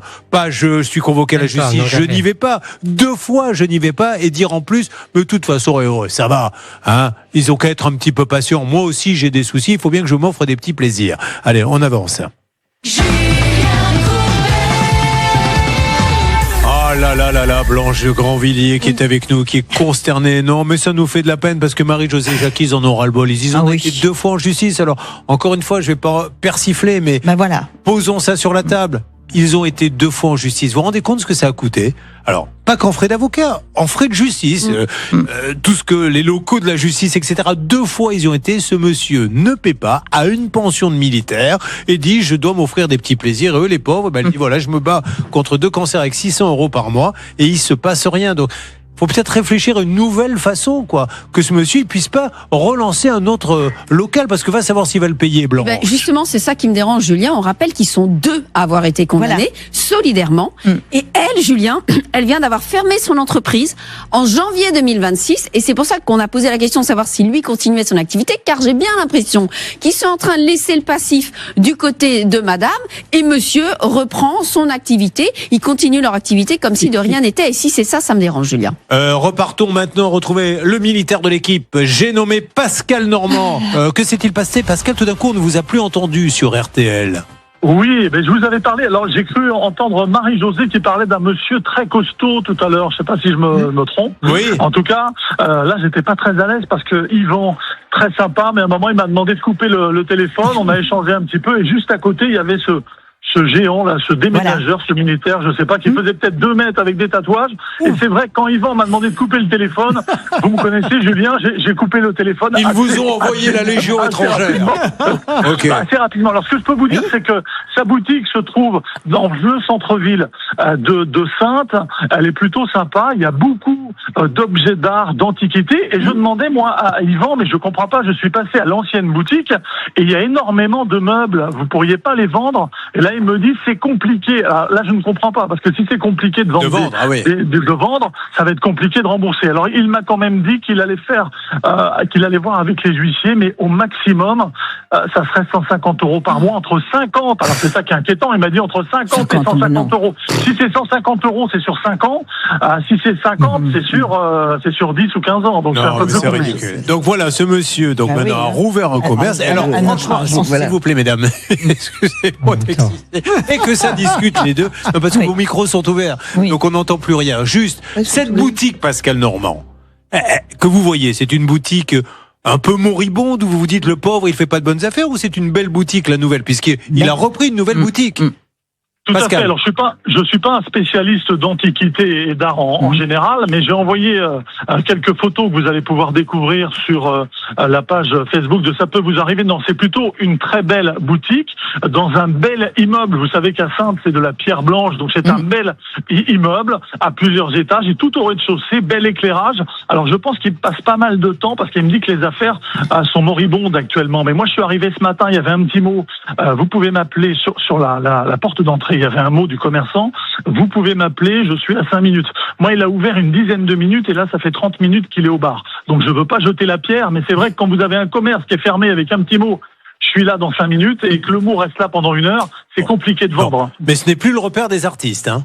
Non, tout à fait. C'est une autre boutique qui n'a pas de nom. Il n'y a pas de nom en façade. Il n'y a rien de marqué. J'aimerais bien savoir sous quelle forme il exerce. Il a été très discret quand vous lui avez posé la question, Julien. À savoir si c'est toujours officiellement. Officiellement, comment ça s'appelle, si c'est lui qui est le voilà gérant, une enquête à mener. voilà quoi. Pascal, vous pensez, alors peut-être pas ce matin, mais essayer d'avoir un petit peu des renseignements sur, peut-être par la mairie, savoir sous quelle forme, SARL, qu'est-ce qui se passe sur cette société? Vous pouvez essayer de faire ça pour nous? On va essayer. Alors d'habitude, je mène l'enquête dans le PMU le plus proche, mais là, le monsieur de la Légion est toujours là avec son café, donc je vais attendre un peu là. Oui, enfin, il va pas vous suivre partout. Vous pouvez vous déplacer. Non, allez, non, mais je vais me balader. Je vais aller à la mairie, notamment. Je vais voir un petit peu cet aspect-là. Allez, Marie-Josée Jackie, on enquête et on va pas vous laisser tomber. Merci. Encore une fois, pensez Oui, c'est ça. Pensez, vous voyez, j'ai eu un trou de mémoire parce que j'étais en train de penser à autre chose du coup. Appelez le commissaire de justice hors antenne, s'il vous plaît, Stan. Allez, on va avancer. Nous sommes toujours avec Olivier Dauvert. Olivier Dauvert, roi de la conso. Olivier Dauvert que vous retrouvez à mes côtés jeudi soir. Le retour d'À quel prix ? L'émission qui teste les petits prix où vous allez voir qu'il va vous faire des affaires de dingue pour acheter. Mais là, il répond à une question. Pourquoi ne trouve-t-on pas de citron de Menton, puisque c'est la capitale un peu du citron, dans les supermarchés ? Tout simplement parce qu'on n'en produit pas assez. C'est une toute petite appellation. C'est vrai que ça paraîtrait tellement logique de dire, plutôt que de faire venir des citrons de l'autre bout du monde, puisque comme les agrumes en général, ça pousse plutôt au soleil, alors qu'on a Menton, le fameux citron de Menton. J'ai regardé combien la production de citron de Menton était. C'est quelques centaines de tonnes par an, autant vous dire rien, comparé aux dizaines de milliers de tonnes qu'est la consommation quand on agrège ce qu'on achète en supermarché ou même ce qu'on peut trouver dans des produits élaborés qui utilisent du citron. Donc pourquoi n'en a-t-on pas dans nos supermarchés ? Parce qu'on n'en produit pas assez. Vous imaginez bien que les plaines en Espagne ou même dans les pays où il fait très chaud sont beaucoup plus grandes que les petites zones de production qu'il y a à Menton, parce qu'il y a beaucoup plus d'immeubles que de citronniers à Menton quand vous regardez la densité urbaine sur la Côte d'Azur. Merci Olivier Dauvert. Stan, RTL, le 10h midi. Sur quoi va-t-on, s'il vous plaît ? J'aimerais juste vous dire qu'on continue notre enquête pour le dossier d'Élodie et les Chihuahuas. On ne lâche rien. On ne peut pas vous en dire plus pour l'instant, mais je pense que après 11h, on aura quelques éléments à vous donner ici en antenne. Pour ceux qui viennent de nous rejoindre, cette dame vend des Chihuahuas, elle est éleveuse. 2 sœurs viennent, achètent les Chihuahuas, lui font 2 chèques sur des comptes clôturés. Et maintenant qu'elle montre les dents en disant ça va mal se passer, en disant mais en fait on n'a jamais eu les chiens alors qu'ils sont partis avec, et on a même des écrits, les petits chiens vont bien. Donc apparemment on est en train de gratter un peu pour avoir quelques infos, parce que tout à l'heure on a une dame qui est la dame qui est venue chercher les chiens, elle nous a dit non en fait c'est pas moi, on a vérifié le numéro, c'est bien ce numéro. C'est très bizarre tout ceci. En attendant, je vous propose de prendre des nouvelles d'Hervé, qui est en ligne avec nous. Hervé, bonjour et merci d'être en ligne avec nous. Hervé, comment allez-vous ? Très bien, merci. C'est notre gérant d'une école de surf. Alors, je rappelle que sur les côtes du Sud-Ouest, que ce soit les Landes, que ce soit la Gironde, Lacanau, Osgore, etc., il y a des vagues que tous les surfeurs s'arrachent. Et il y a énormément d'écoles de surf. D'ailleurs, Hervé, profitons-en pour rappeler que c'est plus qu'une mode, parce que maintenant je vois des gens de 50, 60 ans qui se mettent au surf. Enfin, c'est une activité super saine, il n'y a pas que les gamins. Ah, tout à fait. C'est de 7 à 77 ans, c'est vraiment le créneau. Bon, alors vous en avez une, et il y a un grand organisme de vacances que vous connaissez bien, Bernard Sabat, qui prend des élèves pour les envoyer en colonie, et sur place prend des sous-traitants. Mais par exemple, pour cette colonie de vacances, tiens, on va aller dans l'école de surf de Hervé, et il va nous donner des cours, et puis on le paiera. Sauf que là, il ne le paie pas comme il lui devait, Céline. Plus de 17 000 €, donc c'est énorme évidemment pour l'entreprise d'Hervé. C'est une petite école. En pleine saison, il embauche 5 à 6 salariés qui ont évidemment été payés l'été dernier pour le travail fourni, pour tous les cours de surf donnés. Mais donc 17 000 € de trous dans la trésorerie. On avait simplement un mail de cette école en octobre dernier. Oui, on va procéder au règlement. On voit ça avec la direction. Sauf que depuis octobre, pas un centime. Et encore une fois, là où je trouve qu'il y a de l'injustice, Bernard Sabat, c'est que quand vous inscrivez votre enfant à cette colonie, vous payez tout de suite. Sinon, il ne part pas. Vous ne l'amenez pas à l'autobus en disant on vous paiera dans 5-6 mois. Eux, ils prennent l'argent tout de suite, mais après, le fournisseur, il doit attendre. Gros groupe, Bernard Sabat. Très grand groupe. En plus, ils avaient d'excellents résultats en 2024. Ils ont eu quelques soucis en 2025. Mais pour autant, cet argent était dû. Donc, on a appelé la direction, Julien. On leur a dit, écoutez, comment ça se fait que cette somme n'est pas payée? Ils nous ont dit, alors je suis vraiment désolé, mais pour nous, le règlement est parti. Mais on n'avait pas, évidemment, la trace. Bon, alors, je ne sais pas si Atina est en ligne avec nous parce qu'elle s'en était aussi occupée sur place puisque c'était sa région. M'entendez-vous, Atina? Absolument, Julien. Alors, vous aviez pu trouver le numéro de quelqu'un haut placé là-bas. Et maintenant, Hervé, Surfing USA ou pas Surfing USA? Surfing USA, bien sûr. Surfing USA, vous avez touché un chèque de combien? Du montant qui m'était dû, 17 000. 120 €. Merci 1000 fois à ce grand organisme. Non, mais ça change tout pour lui. C'est une petite école de surf. Donc, il a besoin de cette trésorerie. Bon, ça change la donne pour cette nouvelle saison. Oui, tout à fait.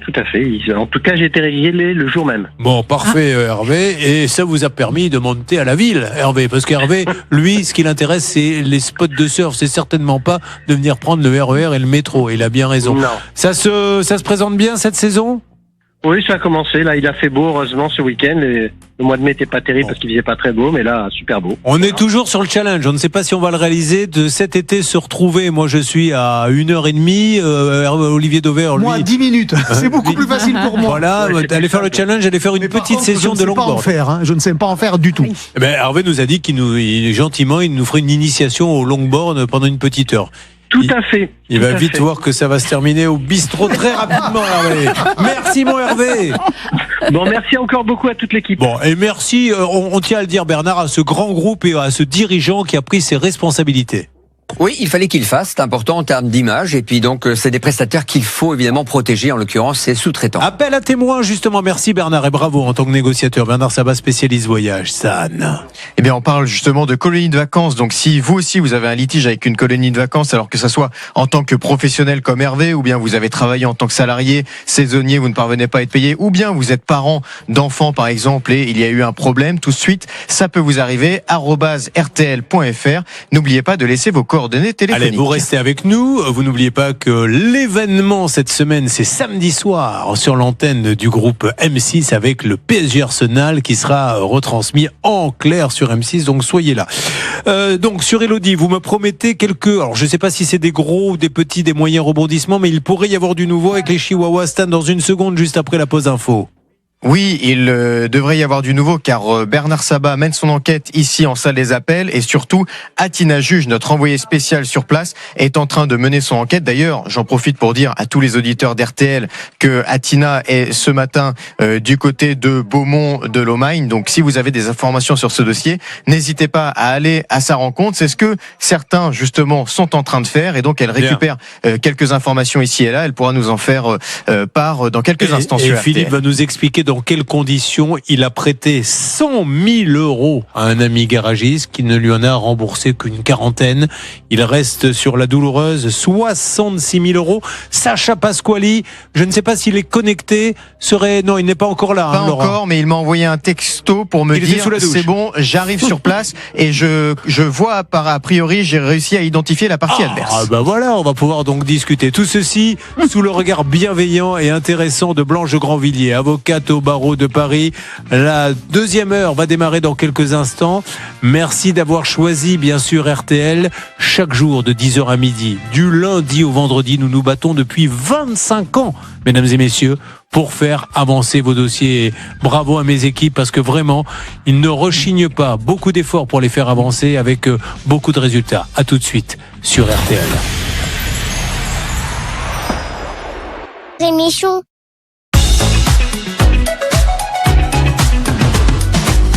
Il est 11h, dans quelques instants des rebondissements sur les différents dossiers. C'est le moment de l'instant conso avec Olivier Dauvert. Justement, jeudi soir, il sera là dans À quel prix. Quelle est la démonstration du jour, Olivier ? Eh bien, je vais vous montrer pourquoi, encore une fois, il faut bien regarder les étiquettes. C'est l'épisode 4 ou 5, je ne sais plus, d'une longue série qui va nous mener, à mon avis, quelques années encore. Ne tombez pas dans le panneau des étiquettes. Ne tombez pas dans le panneau dans lequel veulent vous faire tomber les marques. Regardez le chocolat. Vous voyez ce rayon chocolat magnifique, on a une belle marque. Et vous regardez en apparence les tablettes, elles ont toutes la même taille. Je pense qu'on peut tous être d'accord pour dire ça se ressemble quand même furieusement, le chocolat noir, le chocolat au lait, le praliné, le caramel, que sais-je encore. Et maintenant, je vais vous faire apparaître le poids de chacune des tablettes et vous allez voir comment, sous des airs en apparence identiques, c'est quand même assez différent parce que vous allez avoir 35 grammes d'écart entre les plus légères et les plus lourdes. Parce qu'en réalité, ça se joue pas sur la taille, vous savez, longueur, largeur, ça se joue sur l'épaisseur. Et donc, en réalité, ça occupe la même place dans le rayon, mais comme elles sont légèrement moins épaisses, il y a donc moins de chocolat. Mais quel est l'intérêt d'en faire à 205 alors ? Pourquoi pas tout à 170, ils y gagneraient de l'argent ? Parce que ça permet comme ça d'avoir ce qu'on appelle les prix psychologiques. On enlève d'une part du poids pour être pile au bon niveau de prix, ou on peut pourquoi pas en rajouter. Mais encore une fois, la morale de cette histoire-là, c'est que quand vous voyez même des produits qui peuvent se ressembler en apparence sur la taille, regardez toujours le poids, puisque vous voyez la preuve, un exemple ici, ça peut être différent. Deuxième situation, je vous amène maintenant au rayon des fromages. Et vous allez voir les fromages italiens. Vous connaissez normalement le parmesan, Parmigiano Reggiano. Vous connaissez peut-être aussi le Grana Padano, qui est une espèce de cousin du parmesan, produit très très bon aussi. Et puis regardez ce qu'il y a entre les deux. le fromage affiné italien. Alors on va le prendre et on va le grossir et vous allez voir ce qu'il y a comme information dessus. Donc déjà, reconnaissez avec moi que ça ressemble quand même furieusement à du parmesan, le fromage affiné italien, les codes couleurs de l'Italie, de l'italien, mais vous voyez pas le mot parmesan. Pourquoi ? Parce qu'il y a un petit détail, mais évidemment on ne le sait pas, la durée d'affinage, 10 mois. Or, pour que ça soit du vrai parmesan, c'est un minimum de 12 mois. Donc, comment fait-on pour baisser le prix ? On l'affine moins longtemps, le temps c'est de l'argent, donc on fait des économies, sauf que on n'a plus le droit de l'appeler parmesan, mais par contre, rien n'interdit qu'il ressemble à du parmesan. Il est vendu exactement en triangle comme du parmesan. Il y a la photo qui ressemble furieusement à du parmesan, mais ça n'est pas du parmesan. Voilà pourquoi, encore une fois, bien regarder les étiquettes. Il n'y a pas marqué parmesan, ça n'est pas. Ne tombez pas dans le panneau. Alors, j'imagine les gens, c'est chez eux. Ah, on lui fait pas de vrai. Non, mais c'est vrai. Et rendez-vous jeudi soir pour à quel prix, pour expliquer ce qu'il y a derrière les petits prix. Vous allez voir. Il y aura le saucisson. Les glaces, on va parler d'eau. Vous n'êtes pas à l'abri d'apprendre des trucs. Non, mais c'est dingue. Et vous allez voir, on teste tous les petits prix. Elle est dingue cette émission. Jeudi soir M6. Allez, on y va, on attaque. Julien Courbet. C'est parti pour la 3e demi-heure. Vous avez choisi d'écouter ce matin le 10h midi d'RTL.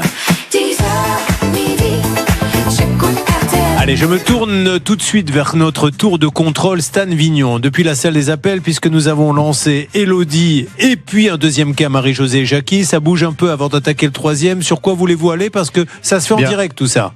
Je vous propose de résumer le dossier d'Elodie et ensuite je vous dirai les résultats que nous sommes en train d'obtenir ici en salle des appels dans notre enquête. Alors, je rappelle qu'Elodie est éleveuse de chihuahuas. 2 sœurs viennent chez elle et disent on veut ces 2 chihuahuas. Elles font donc 2 chèques et s'en vont avec les chihuahuas. Elodie s'aperçoit que les chèques, dans un premier temps, la banque leur dit ils sont pas crédités, puis va même aller plus loin en disant non seulement ils sont pas crédités, mais de toute façon le compte est clôturé.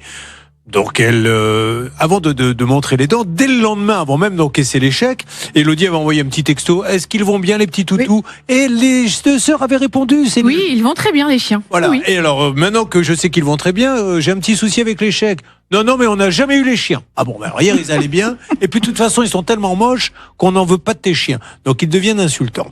Donc tout ça, c'est des numéros de téléphone qui apparaissent sur des textos, Céline. Donc on prend un numéro d'un texto et on appelle tout à l'heure. Et là on a une dame qui dit ah ben non c'est pas moi. Ah non pas du tout, moi je m'appelle Jessica, vous cherchez une Rachel, ce n'est pas moi. Et donc commence l'enquête en direct sur RTL avec la salle des appels. Alors Bernard Sabat, on vous écoute. Écoutez, ce qui est surprenant de la part de cette fameuse Sabrina qui habite Castel-Sarrazin, je lui ai demandé de m'envoyer un texto.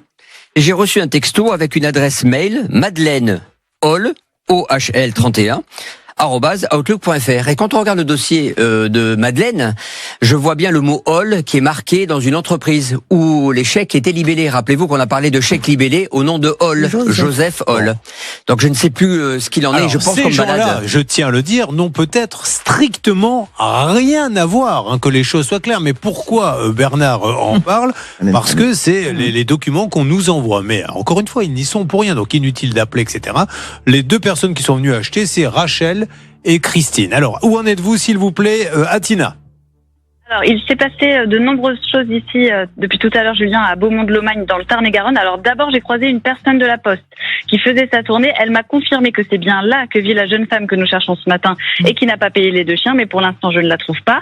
J'ai aussi discuté avec plusieurs voisins et aucun n'a vu les 2 chiots dans la rue. Et pourtant, quand je leur ai montré la photo de la jeune femme qui est venue les acheter chez Elodie, ils la reconnaissent. Ensuite, quelques minutes après, une dame qui écoutait RTL dans sa voiture est venue à ma rencontre dans Beaumont-de-Lomagne et m'a expliqué qu'elle connaît bien l'acheteuse des 2 chiots et que c'est une personne qui change souvent de logement et que nous allons probablement avoir du mal à la joindre. J'en profite donc déjà pour la remercier beaucoup et pour ajouter que je suis, au moment où je vous parle, sur la place Gambetta à Beaumont-de-Lomagne. Donc si d'autres auditeurs se trouvent près d'ici ce matin et ont des informations sur cette dame ou sur ces chiots et qu'ils savent comment la trouver, qu'ils n'hésitent pas à venir à ma rencontre. On va peut-être investir dans un petit stand, puisque maintenant vous donnez rendez-vous aux gens, que vous ayez une petite tente, une caravane. Voilà. Peut-être après arrondir vos fins de mois en faisant un peu de voyance. Ok, merci beaucoup, mais c'est super. Bravo à la grande famille RTL. Vous voyez, c'est génial. Cette dame, elle est dans sa voiture. On a besoin de retrouver ces deux sœurs et de savoir ce qu'il en est. Maintenant, on a des chèques en notre possession avec des noms, hein. Oui. Une hypothèse qui prend peut-être corps, c'est l'idée de vous les avoir achetés sans les payer pour les revendre, Ah, bien sûr. pour encaisser l'argent. Évidemment. Voilà, C'est ce que je craignais au départ. Alors, C'est ce que moi, je craignais au départ. c'est fort probable. Je m'adresse aux personnes qui ont peut-être acheté ce chien. On va pas vous demander de les repayer, mais au moins, dites-nous à qui vous les avez achetés, que l'on puisse avancer dans l'enquête.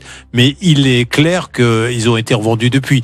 C'est pour ça que les éleveurs, maintenant, vous voyez que tout est bon pour gagner de l'argent. On peut voler des voitures, on peut voler des chiens. Donc, je vous en supplie, c'est un virement. Vous ne donnez plus un chien contre. Et attention, vous ne vous contentez pas du virement qu'on va vous montrer avec un téléphone. C'est votre banque qui vous dit, ça y est, l'argent est là. Allez, à tour de rôle. Blanche, vous étiez la première à Oui, demander. juste un petit détail. Élodie a indiqué que les chiens avaient été volés. Alors, ils n'ont pas vraiment été volés, mais elle a fait une déclaration à l'ICAD. C'est-à-dire que si ceux qui achètent ces chiens sont de bonne foi, ils vont vouloir se déclarer propriétaires à l'ICAD, ils vont voir immédiatement qu'il y a La une clinique difficulté. vétérinaire de Beaumont, je les ai appelés pour les signaler aussi volés. Et elle m'a dit qu'elle avait une cliente qui s'appelait Chardelin aussi, mais qui était donc de la même famille, mais ce n'était pas ni Rachel ni Christine. D'accord, ok, donc je sais pas où on est, mais encore une fois, là pour l'instant, nous, c'est deux sœurs, Rachel et Christine, les autres n'ont rien à voir pour nous. Céline. C'est vraiment très mystérieux dans ce dossier parce qu'on a aussi un courrier que l'éleveuse Élodie a reçu, un courrier anonyme qui indique que les chiens ont été vus dans cette fameuse ville de Beaumont. Donc je comprends pas, c'est très flou. Mais c'est toute une famille en fait. Et Joseph Hall, il est sur la facture d'électricité qu'elle m'a donnée. C'est Madame Rachel Chardelin. Pourquoi elle vous aurait donné une facture d'électricité? Parce que je veux un justificatif de domicile quand je prends un chèque au même nom, à la même adresse que Alors, le chèque. C'est pour ça que ce monsieur qui n'y est certainement pour rien, peut-être va-t-il nous dire, mais attendez, on m'a piqué une facture d'électricité moi-même. Non. À cause de... j'en sais rien. Moi, je peux pas vous donner... Ma fille était sur place et je peux vous assurer D'accord. que c'est la même famille. Vous avez le droit de dire ce que vous voulez, Élodie, mais moi, je me dois de dire que pour l'instant, ce monsieur n'est inquiété en rien. Sauf que il y a une facture avec son nom qui circule. Bernard. Écoutez, moi j'ai eu ce monsieur, ce gérant de société qui porte le même nom. Il m'a dit, écoutez, moi c'est ma cousine. Je l'ai pas vue depuis ses vacances dernières, mais tout va bien. Elle habite bien toujours à Beaumont. Sur le Voilà Maine, où nous de en Lomagne, sommes, pardon. mais je suis certain qu'on va avoir d'autres informations. Alors le mieux, c'est d'essayer de nous appeler si vous êtes concerné par ce dossier en nous disant, voilà ce qui s'est passé. Il y a une somme à régler et on n'en parle plus. Donc continuons, Tina. Vous êtes prioritaire pour nous faire un petit coucou s'il se passe quelque chose. Stan, de votre côté, RTL 10h. Parce que il y a, comme on le dit depuis tout à l'heure, il y a deux sœurs dans cette histoire. On a essayé d'en appeler une tout à l'heure à 10h sur RTL et Laura a essayé d'appeler l'autre. Donc elle lui a envoyé un texto, mais là encore, cette dame semble nier, Laura, être la personne qu'on cherche à joindre. Exactement. En fait, je lui dis tout de suite bonjour Christine, parce qu'on cherche une Christine. Elle me dit c'est qui. Donc j'essaye de vérifier avec elle le numéro de téléphone de l'autre sœur. Et là, elle me dit qu'elle ne connaît pas de Rachel. Ensuite, elle me dit qu'elle n'est pas, parce que je lui ai demandé si c'était le nom de famille. Elle me dit je ne connais pas, je ne suis pas Christine. Voilà. Elle me dit laissez-moi tranquille et je dis mais vous vous appelez comment? Elle me dit Julie. Donc là maintenant on a une Julie dans l'équation et je lui ai demandé depuis quand elle avait ce numéro. Alors, et là elle ne me il y a répond eu pas. Christine, c'est devenu Sabrina, maintenant on est sur Julie. Là du coup c'était Christine et donc ça devient Julie et tout à l'heure c'était Rachel qui est devenue Allez, Sabrina. on continue, on espère que Atina va pouvoir récupérer des informations sur la place du village. Ensuite, Marie-Josée et Jackie. Donc Marie-Josée et Jackie ont un petit local avec des petits appartements. C'était pour un complément de retraite puisque Marie-Josée nous dit, moi j'ai 600 € de retraite. Donc si j'ai pas ces compléments, il y a un monsieur qui vient, ancien militaire, qui touche d'ailleurs sa pension de militaire, et qui décide de se lancer dans l'art. Donc il fait une galerie d'art, il ne va pas payer les loyers pendant près de 15 mois. Mais quand on l'a au téléphone, nous dit non, attendez, mais vous plaisantez. J'aimerais bien que l'on dise que pendant 9 ans, je les ai payés, comme si c'était un exploit. Donc il ne les paie plus depuis 15 mois et il est embêté parce qu'ils ont été au tribunal. Profitons-en pour dire que ce monsieur ne s'est pas déplacé, lui qui est militaire. Il s'est dit la justice française, elle fera 100 mois, ni la première fois, ni la deuxième fois. Alors, 2 personnes sont condamnées. Le monsieur qu'on a eu au téléphone, mais aussi la dame. Alors la dame, elle avait un resto, mais il n'a rien à voir avec votre local. Si. Pardon ? Dans le même Si, local. dans le même local, mais il n'y a eu aucun bail de signer pour ça. Donc dans Elle le local, exerçait. il y avait Oui. une galerie d'art ou un resto ? Il y avait tout. Au début, c'est la galerie d'art. Il y avait tout. Et après, ils ont transformé salon de thé, Brocante, restaurant. bar. Ils avaient une licence de bar d'affiché, alors qu'ils n'avaient aucun. On peut pas monter un bar n'importe où. Ah, mais nous, Surtout, on n'a pas le droit, quand le bail prévoit une activité, il faut demander une déspécialisation et ça se négocie financièrement. alors, on était voir notre avocat, tout ça. Mon mari a fait un tas de courriers et tout, mais ça n'aboutit pas, quoi. Ils avaient toujours droit de faire ce qu'ils voulaient. Ils ont toujours fait ce qu'ils ont voulu. Et comme vous ils ont voyez voulu. pourquoi ces gens-là sont en colère ? Parce qu'ils se disent, non seulement on n'a pas de sous, on a été en justice une fois, on a été en justice 2 fois, ils montent des bars, ils montent des galeries, ça nous coûte une blinde et il ne se passe rien. Et le monsieur en question, ben lui, il est là-bas en train de boire des cafés sur la place du village et il a remonté à notre commerce. Donc, encore une fois, on n'est pas là pour persifler, mais pour que les choses bougent. Peut-être qu'à un moment donné, on peut rappeler ce monsieur, je parle de la justice, en lui disant là, vous poussez le bouchon un petit peu trop loin, on va passer à autre chose. Voilà, c'est tout. Mais comme il se passe rien, mais il a raison, il continue, il monte d'autres. Je ne sais pas s'il paie les loyers dans le nouveau. Où en êtes-vous, mon cher Pascal Normand ? Alors, Pascal n'est plus en ligne avec nous car il est parti du côté de la mairie, pour un petit peu mener son enquête sur le nouveau commerce de ce monsieur. Dès qu'il sera reconnecté, je vous tiens au courant. Alors on va avancer dans une seconde sur le cas de Philippe, si vous le voulez bien. Est-ce que l'on a autre chose ? Une question peut-être rapide, par contre, c'est la rapido question. Il y a quelqu'un qui nous dit, j'ai acheté du lait Candy Up à moins 50% dans le bac anti-gaspi, et en arrivant chez moi, je vois que la date de péremption, c'est février 2026. Comment peuvent-ils vendre ça ? Mais parce qu'ils ont le droit, puisque le lait Candy Up, c'est un produit stérilisé, c'est pas un produit frais comme un yaourt ou un morceau de viande, et c'est pas une date limite de consommation, c'est une date de consommation de préférence avant, et donc les commerçants ont tout à fait le droit de vendre un produit qui peut paraître périmé, mais qui ne présente aucun problème pour la santé, puisque vous pouvez l'ouvrir, celui ou celle qui m'a posé cette question, je ne me rappelle plus, vous pouvez l'ouvrir, vous pouvez le boire, il ne vous arrivera, mais alors strictement rien. C'est pour ça qu'il était d'ailleurs à moins 50%. Bon, eh bien, je vous propose maintenant de marquer une toute petite pause et de se retrouver avec Philippe. 100 000 euros prêtés à un garagiste, il va nous dire pourquoi. Il manque 66 000 euros à ce monsieur qui est retraité aujourd'hui, qui en a bien besoin. Et tout ça, ça se passe sur RTL dans le 10h midi. Mais quelle semaine, les amis, quelle semaine, samedi soir sur M6, Arsenal PSG, c'est une grande fierté pour notre chaîne, vous le savez. Mais auparavant, jeudi soir, à quel prix l'émission qui teste les petits prix ? Alors, c'est dans tous les domaines. Notre amie qui fait de l'immobilier, Sandra bien sûr, Véricel, nous expliquera qu'on peut acheter des apparts ou des maisons à tout petit prix aux enchères. Mais attention, faut bien choisir le produit pour faire une bonne affaire, sinon on peut se faire avoir. Les greffes des cheveux en Turquie, les prix sont cassés, mais attention, là aussi, on a tout testé. Les lunettes à 10 euros, on les a amenées dans un labo. On a tout vérifié, parce qu'après tout, quand on vous les vend 200 ou 150 euros, pourquoi ne pas acheter à 10 ? Est-ce qu'il y a une vraie différence ? Vous saurez tout ça jeudi soir, et bien sûr, le grand Olivier Dauvert dans les rayons avec Super Consommatrice. Eh oui, tout à fait, qui m'a mis au défi de me battre dans les rayons d'un hypermarché dans le Nord. Elle vous en a mis à bien paf, ah non, mais ça a été un joli match. Je vous donne pas le résultat tout de suite, mais bon, j'ai quand même pas perdu, il faut pas rigoler. Par contre, vous allez nous dire qu'est-ce que c'est que la pâte à tarte sans alcool ? Oui, une photo qui m'a été envoyée par un téléspectateur. Regardez-moi, parce que c'est très surprenant. Voyez cette pâte à tarte là, 5 ingrédients, c'est à droite et c'est tout. 0% d'alcool. Vous voyez, on a même, je pense, l'image d'après, vous allez voir arriver, marqué le sans alcool. En gros, vous voyez, sans alcool, 0% d'alcool. Mais parce qu'il peut y avoir de l'alcool dans la pâte à tarte. Voilà la question un peu bête qu'on peut se poser quand on voit ça. Eh bien, figurez-vous que oui, dans les pâtes à tarte, dans les brioches, par exemple, c'est pas dans la recette, c'est avant de fermer le paquet. Au titre de désinfectant, on va l'appeler comme ça pour faire simple, on vous met un petit coup de pchit-pchit, vous avez le geste, c'est exactement ça. Alors, c'est une vaporisation, on vous met pas du rhum à 50 degrés dedans, mais ça permet comme ça de participer à maintenir stable dans le temps, bien le conserver, sans microbes, et donc c'est pour ça que par tradition, il peut y avoir une petite trace d'alcool, et là, cette pâte à tarte, elle se conserve pas comme ça, donc elle en fait un argument en vous disant qu'il n'y a pas d'alcool dedans. C'est comme ça qu'il faut comprendre le 0% d'alcool sur cette pâte à tarte. tarte. C'est ça la réponse à cette question. Bon, excusez-moi, mais moi, c'est pas du tout un argument qui est marqué qu'il n'y a pas d'alcool. C'est un repoussoir. Espèce de poivreau que vous êtes. Mais non, en plus, c'est vrai. Je fais très attention parce que c'est l'alcool, ça fait grossir, faut quand même dire les choses. Oui, mais attention, on est sur des micro-quantités. Oui, même un enfant, vous pouvez faire une tarte aux pommes avec une pâte qui aurait été conservée comme ça. Soyez rassurés, il n'y a pas de problème. Surtout que c'est cuit ensuite derrière. Excusez-moi, mais Stan, vous avez connaissance d'autres émissions de télé où l'animateur se fait traiter de poivreau comme ça Non, ça, en public? Ça, c'est du pur M6. Ça, c'est ce qui fait que les gens regardent. Et en revenant peut-être demain, c'est ça qui est fort. Allez, on va avancer. Il est grand temps de passer au cas de Philippe. Il peut y avoir des rebondissements pour Élodie, Marie-Josée et Jackie. Vous avez choisi M6. On attaque cette dette de 100 000 €, mesdames et messieurs. Nous sommes avec était soumise une promotion qui a quelques jours dans un supermarché. Regardez le libellé produit sur l'affiche, boisson lactée, protéines et lactelles, le lot de 6. Et la question qu'on me demande, mais pourquoi s'embête-t-il à mettre ça? Pourquoi il m'appelle pas ça tout simplement du lait?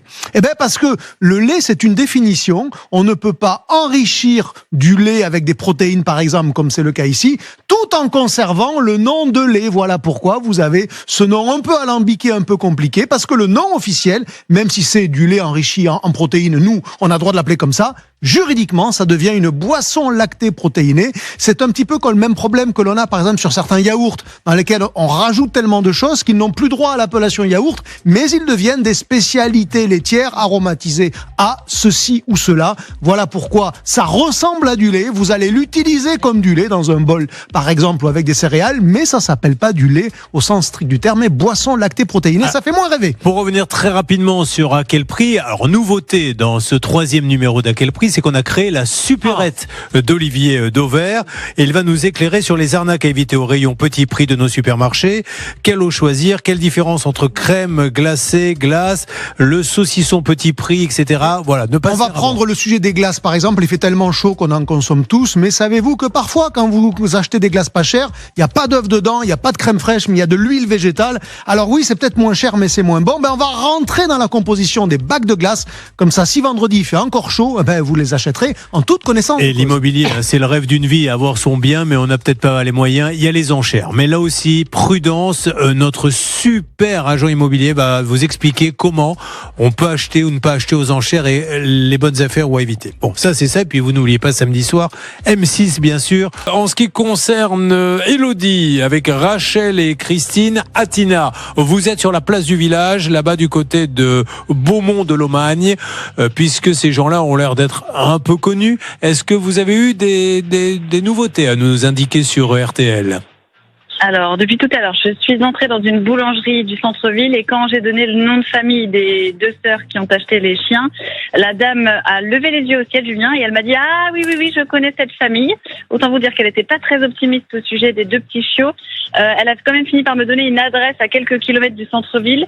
Que je me suis empressée d'aller vérifier, mais j'ai rien trouvé sur place malheureusement. Bon, là, on va revenir là juste après la dernière pause très rapidement. Mais l'intérêt là maintenant, c'est quoi? On dépose plainte pour escroquerie ou on donne les deux chèques? Oui, il y a déjà une plainte qui a été déposée pour escroquerie. Peut-être Élodie soupçonne aussi qu'il y a un faux qui aurait été fait dans le dossier. Et puis, au bout de 3 mois, s'il se passe rien, on écrit au procureur pour déposer plainte avec constitution de partie civile. Pour tous vos problèmes d'animaux de ce style, ça peut vous arriver à @rtl.fr. Faites très très vite. Olivier Dauvert. Je réponds à une question qui m'a été posée par une auditrice vous concernant, qui me dit: lorsque je clôture mon compte bancaire, puisque c'est ce qui s'est passé, est-ce que la banque a le droit de me réclamer les chèques non utilisés? Et donc j'ai posé la question à ma conseillère bancaire. La réponse elle est oui, ou alors on fait une déclaration sur l'honneur qui dit que on les a soi-même détruits. Donc en réalité effectivement on ne peut plus conserver des chèques après avoir clôturé un compte. C'est de la folie furieuse cette émission, mais franchement le vivre ensemble, il est loin de nous là ce matin. Restez avec nous, il peut encore se passer des choses et de toute façon vous connaissez le principe. Si c'est pas réglé aujourd'hui, c'est réglé demain. On marque une pause et vous me dites ce que vous avez à me dire puisqu'il est en train de me faire des grands signes, Philippe, dans une seconde.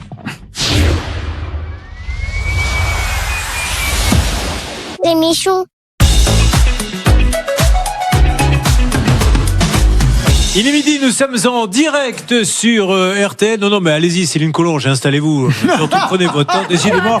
Aujourd'hui, c'est vraiment la bonne franquette. Si vous venez de nous rejoindre tout à l'heure, on a repris l'antenne sans Blanche Grandvillic Et on lui dit, mais qu'est-ce que tu faisais? Ah ben j'étais dans les couloirs, je discutais, maintenant celle-ci qui arrive. Ah, mais celle-ci, elle va récupérer les documents en dernière minute, vous savez. Ouais. On bosse en direct jusqu'à 12h30. Allez, un nouveau cas. Pour failloter, j'ai pas bougé, chef.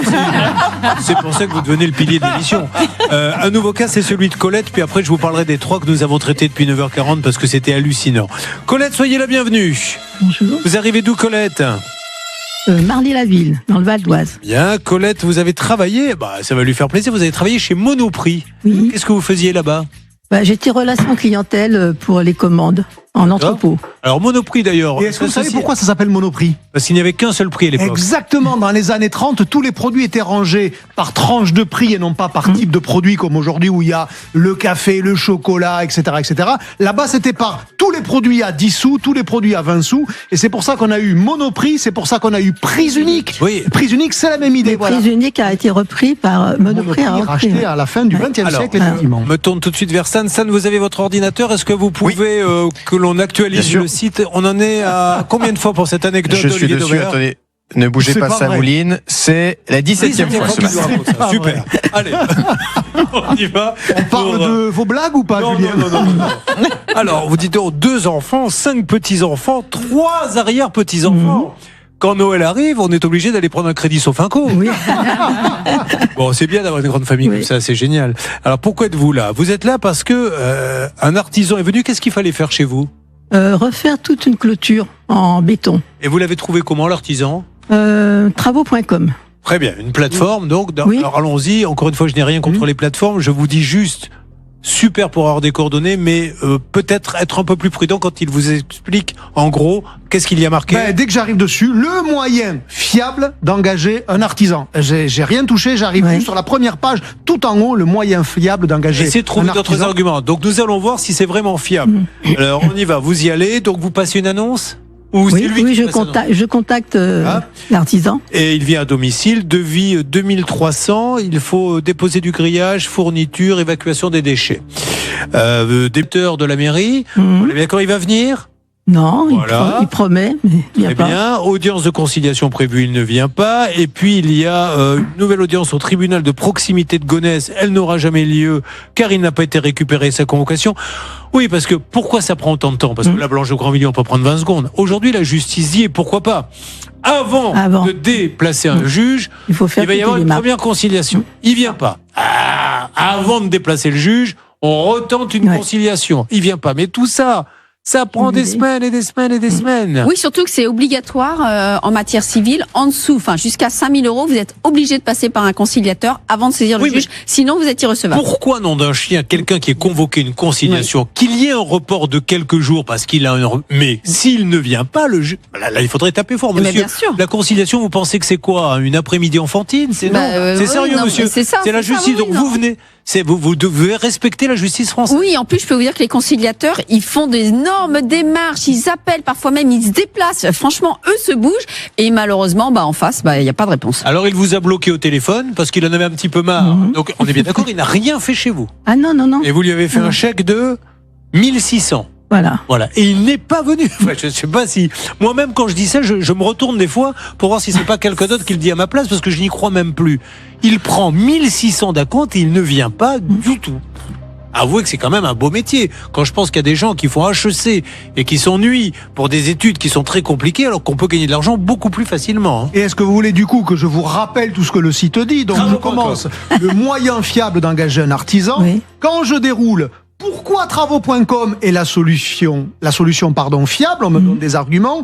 Ensuite, on me dit engager en toute confiance. Vous voyez que ça commence à faire. Ensuite, on me parle d'une charte. Oui, une charte de bonne pratique. Ensuite, on me dit il y a des centaines de milliers de véritables avis. Sous-entendu, chez nous, quand on dit du bien, c'est vrai. Vous entendez bien. Des centaines de milliers. On n'est pas en train de dire il y a 3 personnes qui ont dit que non, ça met en confiance à tort. Travaux.com n'y est pour rien. On dit juste à travaux.com au moins ne marquez pas que c'est une solution fiable. C'est pas vrai parce qu'on le sait, on a des dizaines de dossiers.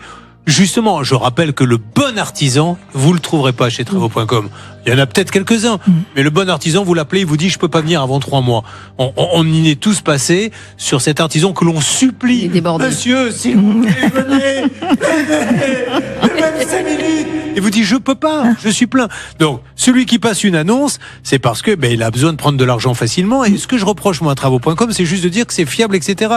Parce que si travaux.com pousse l'enquête jusqu'au bout, il demande l'assurance à ce monsieur. Ils lui disent dès que qu'un client se plaint, vous n'êtes pas plein vous à travaux, vous les avez pas appelés. Non. Non, voilà, bon, enfin peu importe. Allez, on y va, on appelle. Et ce qui est dingue, alors ça c'est pas. Oui, allez-y. C'est-à-dire que dernièrement, il est venu au mois d'octobre. J'étais avec la journaliste Lina Fourneau et en parallèle, il devait se présenter à la maison. Oui. Donc il est venu. Et il s'est excusé et je lui ai dit écoutez, vous me payez en 3 fois, je vous donne un RIB et vous me payez en 3 fois. Déjà, est-ce qu'il vous dit pourquoi il ne vient pas avant de vous rembourser? Non, il est désolé. Il a des problèmes, il n'a pas de travail, enfin. Il n'a pas de travail? Ah, alerte, que se passe-t-il? Johnny! Johnny? Oui. Johnny, bonjour. Julien Courbet en direct sur M6. Johnny. Oui. Johnny, je suis désolé, je cherche à joindre l'entreprise Amet, car figurez-vous que j'ai une dame qui est là à mes côtés que vous connaissez, qui s'appelle Colette. Colette Debier, c'est la dame, le chantier qui est dans la ville de Marly-la-Ville, où elle vous a donné 1600 € et vous n'êtes jamais venu, Johnny. J'ai fait le remboursement. Alors elle est là, elle ne doit pas le savoir. Allez, Colette. Mais j'ai jamais été remboursé. Alors vous l'avez remboursé comment, Johnny? Par virement. Par virement. Donc vous avez la preuve d'un virement qu'elle a touché. Oui, donc je pourrais y envoyer par mail. Alors monsieur, elle va vérifier ses comptes, mais il y en a un des deux qui ment. Donc monsieur, moi je vous le redis en étant direct, soit vous lui avez fait, je vais lui dire madame, vous avez dérangé tout le monde. Oui. Voilà, il a raccroché. Non, mais vous voyez, c'est magnifique. Parce que c'est ça, l'attaque, c'est la meilleure défense. C'est-à-dire que là, il allait vous faire passer. Mais bien sûr. Bon, donc voilà, alors, j'allais vous faire une alerte lièvre, allons-y. Alerte lièvre sur RTL. Amusez-vous à... D'ailleurs, ça serait sympa si vous pouviez me dire combien il y a d'artisans en France, si le chiffre existe. Prenez le nombre d'artisans et la probabilité pour qu'un petit artisan, parce que c'est un petit artisan, c'est pas péjoratif, passe 2 fois dans l'émission. C'est qu'il il est passé 2 fois. Oui, parce qu'il est déjà passé, je crois, ce monsieur dans l'émission. Oui. Voilà. Exactement. Vous vous rendez compte. Donc en fait, il fait. Je pense que, et c'est là où c'est dingue par rapport à la justice, son mode opératoire, c'est de prendre des acomptes et de pas venir. Donc on l'a appelé, il nous a pris. Enfin, il a essayé de me prendre pour un gugus en me disant qu'il l'avait remboursé. Donc on cherche à joindre Johnny Amet de l'entreprise Amet, dont le siège social, mais je pense que c'est le centre communal. Oui. Voilà, parce qu'il n'a pas de locaux. C'est une boîte. L'adresse de l'artisan, c'est le centre communal. Voilà, Johnny Amet. Donc, on va essayer d'avancer un petit peu. Vous vouliez dire quelque chose, Stan? Oui, juste vous dire qu'effectivement, c'est Jessica qui était venue sur notre plateau il y a à peu près 2 ans. Elle est en ligne avec nous. Et alors, lui s'était engagé à lui rembourser 10 000 €. 10 000 €. Jessica, bonjour. Bonjour. Oh, Jessica, vous vous rendez compte qu'on retombe sur lui? Bah oui, moi je suis pas étonnée, remarque. Alors vous lui avez donné 10 000 €, pourquoi? Alors il me doit bien plus, mais on avait tranché à 10 000 €, puisque la reprise des travaux qu'il avait fait s'estime à peu près à 20 000. J'ai fait un effort, on a signé une reconnaissance de dette à hauteur de 10 000 €. Et il doit me rembourser depuis... mon dernier passage à l'émission date de septembre dernier, donc j'ai toujours rien reçu. Et continue à prendre des chantiers, là? Ah oui, tout à fait. Ouais, il prend encore des chantiers. Et en fait, chez Jessica, la personne qu'on a en ligne, il était venu faire les travaux. Enfin, il avait envoyé des sous-traitants, mais le chantier est catastrophique. C'était la façade de la maison. Vous voyez, le ravalement avait été commencé sur une partie, pas terminé sur l'autre. Donc, elle avait versé plus de 20 000 € dans ce dossier. On était d'accord pour un remboursement de la moitié. Il n'a pas donné un centime. Ça fait 2 ans. Et depuis, il a continué ses chantiers. Il a continué de prendre des acomptes. Excusez-moi. Il a envoyé un message comme quoi il attendait de finir des travaux, d'être payé par des travaux pour me rembourser. Voilà. D'accord, mais moi je n'hésite pas, et ce monsieur pourra m'attaquer en diffamation, il y en a un des deux qui ment. Soit, Colette, vous êtes une menteuse. Non mais je vous le dis. Non, c'était pour venir vous voir. Et une arnaque ambulante, en nous faisant croire que vous n'avez pas été remboursé, vous l'étiez. Soit ce monsieur est un voleur, donc, je le dis, parce que, un escroc, parce que s'il nous fait croire qu'il a remboursé, donc, si il veut me moucher, et me faire passer pour un imbécile, je lui offre sur un plateau, il envoie la preuve du virement, on appelle sa banque, on vérifie, et on dira à Colette, vous avez bien failli nous avoir. Ou alors, ça prouve qu'il est très fort pour monter des arnaques en faisant croire qu'il rembourse alors qu'il n'a pas remboursé. Je pense que ce monsieur n'a aucune compétence en immobilier. D'ailleurs, à chaque fois, il passe par des sous-traitants. Et là, d'ailleurs, même pour ce petit devis, il y a marqué déplacement en manœuvre de 2 ivriers. Lui-même, il ne sait pas faire, Julien. Et c'est pour ça qu'en fait, il s'engage, il prend des acomptes et puis il attend. Puis les gars. Et voilà pourquoi on interpelle travaux.com en leur disant est-ce que vous vérifiez quoi ce monsieur prend des acomptes, il ne vient pas. D'ailleurs, vérifions s'il a toujours des annonces sur travaux.com. Une petite info que je vous donne, il y a à peu près 400 000 artisans qui œuvrent dans ce secteur-là en France. Je dis à peu près parce qu'il n'y a pas un recensement précis. La probabilité déjà qu'un artisan passe une fois, c'est donc 0,0003%. Alors vous pour le imaginez que la retrouver probabilité, 2 fois en un an. voilà, donc là, donc c'est qu'il doit y en avoir d'autres. Donc j'ai besoin moi d'avoir des témoignages. Ne vous inquiétez pas, juste dire moi aussi il est venu chez moi et moi aussi ça s'est mal passé. Qu'on ait un dossier un peu plus étayé pour peut-être basculer sur autre chose avec l'entreprise Ahmet à qui nous donnons la parole. On se met à genoux pour qu'il nous explique ce qui se passe. On est déjà à 2. L'entreprise Ahmet de Johnny Ahmet. Je sais pas si c'est pas des gens du voyage. C'est possible. C'est fort possible puisqu'on n'avait pas. Non mais c'est toujours embêtant parce qu'après les gens disent vous faites un amalgame et compagnie, donc il y a des gens du voyage qui sont très bien. super sérieux. Mais le problème c'est qu'il y en a aussi qui ne le sont pas. D'ailleurs, s'il y a un grand patron des gens du voyage, il pourrait leur donner un petit coup de fil en leur disant les gars, qu'est-ce que c'est que cette histoire ? On passe pourquoi ? Maintenant, pour un artisan gens du voyage, on en a 90 qui ne le sont pas et qui font la même chose. Je vous le dis tout de suite. Alors là, on n'a pas besoin d'être des gens du voyage pour prendre des acomptes et ne pas venir. Stan. Juste vous dire que Laura, derrière moi, en salle les appels, est en train de discuter avec ce monsieur hors antenne. Elle va nous faire un point dans quelques instants. Souvenez-vous aussi, pour le dossier de Jessica, ce monsieur était venu chez elle en se présentant comme étant d'une entreprise, alors que ce n'était pas le cas. C'est-à-dire que lors de notre enquête, on s'était aperçu qu'en fait, c'était un gérant totalement différent, qu'il n'avait rien à voir avec cette entreprise. Il avait fini par reconnaître qu'il avait encaissé l'argent, mais tout ça était très nébuleux. Et Céline, d'ailleurs, a d'autres éléments un petit peu bizarres à nous donner dans ce dossier concernant Allez-y Céline. Sur le devis de 2300 €, il est indiqué qu'il faut payer 50% dès la signature du devis. Déjà, on le dit toujours dans l'émission, 50% à la signature, c'est énorme. Mais là, c'est indiqué. 50% des 2300, ça fait donc 1150. Sauf que Colette n'a pas donné 1150, elle a donné 1600. Et pourquoi ? Parce qu'elle a fait un premier virement. Ensuite, elle a voulu faire un second avec le TPE. Et ce monsieur lui a dit non, il marche pas, allez retirer de l'argent. Sauf qu'en fait, le virement est vraiment passé. Donc, est-ce que il y a eu un bug informatique sur le TPE, le terminal de paiement, ou est-ce qu'il a fait ça en connaissance de cause ? Je vous laisse seul juge de cette info. Sur les petits tips que je vous donne le matin, les petits conseils. Colette, vous lui avez demandé son assurance ? Oui, mais... Et vous l'a donné ? Non. Voilà. Non. Alors, Colette, pour éliminer 80% des candidats, quand les gens viennent chez vous pour faire les travaux, qui vous font un devis, avant de lui donner un centime, vous dites c'est obligatoire, monsieur. De toute façon, vous n'avez pas le choix, c'est obligatoire. Donnez-moi votre attestation d'assurance. Si vous dites oh ben là je l'ai pas, mercredi je vous la donnerai. Je vous paierai mercredi. Mais quand il vous la donne, parce qu'avec l'intelligence artificielle, il va en fabriquer une, vous appelez. Eh bien, je peux vous dire que déjà faire ça, vous en éliminez 70% qui sont pas assurés et qui sont là pour vous arnaquer. Donc sur les 30% après qui restent, il y a d'autres petites choses à faire, mais au moins faites ça et je peux vous dire que vous allez éliminer tous les tocards. Laura, que se passe-t-il ? Oui, alors je viens de raccrocher avec cet artisan. Donc lui maintient qu'il a bien versé l'argent à Colette. Je lui ai dit envoyez-moi vite la preuve qu'on puisse regarder ensemble, voir ce qui se passe, regarder avec Colette peut-être si elle n'a pas vu ce virement, je sais pas. Vous en êtes sûr à 200% Colette 300 même. Non mais c'est sûr. Là ce matin il y avait rien dans ma tout ça. Bon, OK. Alors, encore une fois, je lui dis à ce monsieur Johnny Valette, il y a un des deux, Ahmet. Johnny Ahmet, il y en a un des deux qui ment et on va le savoir dans les jours qui viennent parce que on va appeler sa banque dès cet après-midi, et je me permettrai demain de dire, monsieur Johnny Ahmet est un menteur, il fait croire qu'il y a un virement, il n'y en a pas. C'est donc peut-être un principe d'arnaque ou d'escroquerie. Mais avant de le dire, je mets ça au conditionnel, j'attends d'avoir la banque, on va appeler dès cet après-midi, et je dirai la même chose de vous, Colette, si jamais vous l'avez touché. Alors maintenant, des miracles arrivent, il se peut qu'entre 12h15 maintenant, et demain, qui sait ? On a déjà vu ça. Oui, Stan. Et pour Jessica, qu'en est-il? Je crois que Laura aussi lui a posé la question à ce monsieur. Alors Jessica, je ne sais plus de quoi vous me parlez. Si, Jessica, c'est la dame qui était venue il y a 2 ans. Oui. Elle réclame 10 000 euros. Alors, qu'est-ce que vous voulez qu'on demande Non, c'est moi. Je peux vous faire un point aussi parce que je lui ai demandé, je lui ai dit de même réduire l'échéance parce que je crois que c'était 2500 euros par mois qu'il devait rembourser. J'ai dit mais faites-lui au moins un premier virement, je sais pas, de 500 euros pour lui montrer votre bonne foi. Il me dit franchement là je ne peux pas vous donner de date, j'ai vraiment pas d'argent, je fais au mieux. Et continue, il a pas. Alors, comment fait-il? Alors ça c'est un vrai miracle. Comment fait-on pour prendre des acomptes sans travailler, ne pas avoir d'argent? Au contraire, il ne dépense rien. Il a même pas besoin d'acheter.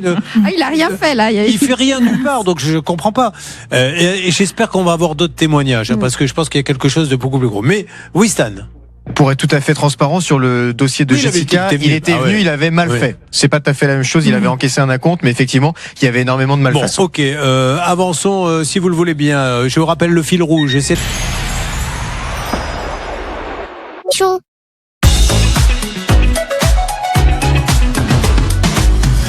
Il y a un petit rebondissement, mais je n'ai que 2 minutes. Pascal Normand sur le cas de Marie-Josée et Jackie, loyer impayé. Là, pareil, le monsieur qui se présente pas, un ancien militaire qui touche à retraite, qui se présente pas au tribunal. Qu'avez-vous appris d'autre?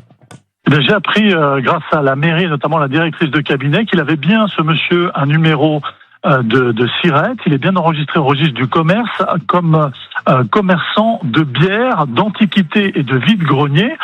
C'est d'ailleurs pour cette raison qu'il vient de demander auprès de la mairie de la ville de Saintes un transfert de licence 4 de l'ancien local, donc de notre témoin, au nouveau local, un dossier qui est entre les mains de la mairie. Et puis tous les jeudis et dimanches, il fait les marchés, mais la mairie de Saintes attend toujours le paiement pour l'emplacement du mois d'avril. Voilà, ben il a raison d'un autre côté. Voilà.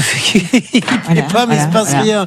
Donc il les a plumés, il est condamné, il ne paie pas. À la mairie, il ne paie pas les stands, et comme tout le monde laisse faire, la vie est belle. Voilà. C'est pour ça que aujourd'hui, on ne sait plus comment on peut se sortir de tout ça. Bon, ne vous inquiétez pas, on va continuer à appeler ce monsieur et on va se battre et bonne chance. Mais écoutez, malheureuse en affaires, mais heureuse en amour. Ah oui, c'est vrai. Ça, cette perle-là, personne ne vous l'enlèvera. Non, merci. Voilà. Merci, monsieur. On va continuer à se battre pour vous, mais ça fait de la peine. Les gens comprennent plus. Et à un moment donné, il va falloir que des gens comprennent que les gens comprennent plus, qu'il ne se passe rien et que maintenant, c'est devenu un sport national de prendre de l'argent aux gens sans raison. Oui, alors qu'il pourrait y avoir au tribunal de commerce des alertes comme celle-ci pour convoquer les gens. Et il y en a, donc c'est dommage qu'elle soit pas plus efficace pour fermer son entreprise et qu'il arrête de continuer de faire des dettes. Bon, allez, on continue, on avance. Nos rendez-vous, c'est demain, 9h40, la suite de ces dossiers, puisque vous savez que c'est des feuilletons qui se déroulent sur plusieurs semaines. Jeudi soir, à ne pas manquer, vous le voyez apparaître derrière moi, le logo. À quel prix? Le retour de l'émission qui teste les petits prix, immobilier, nourriture, vacances pas chères, enfin tout.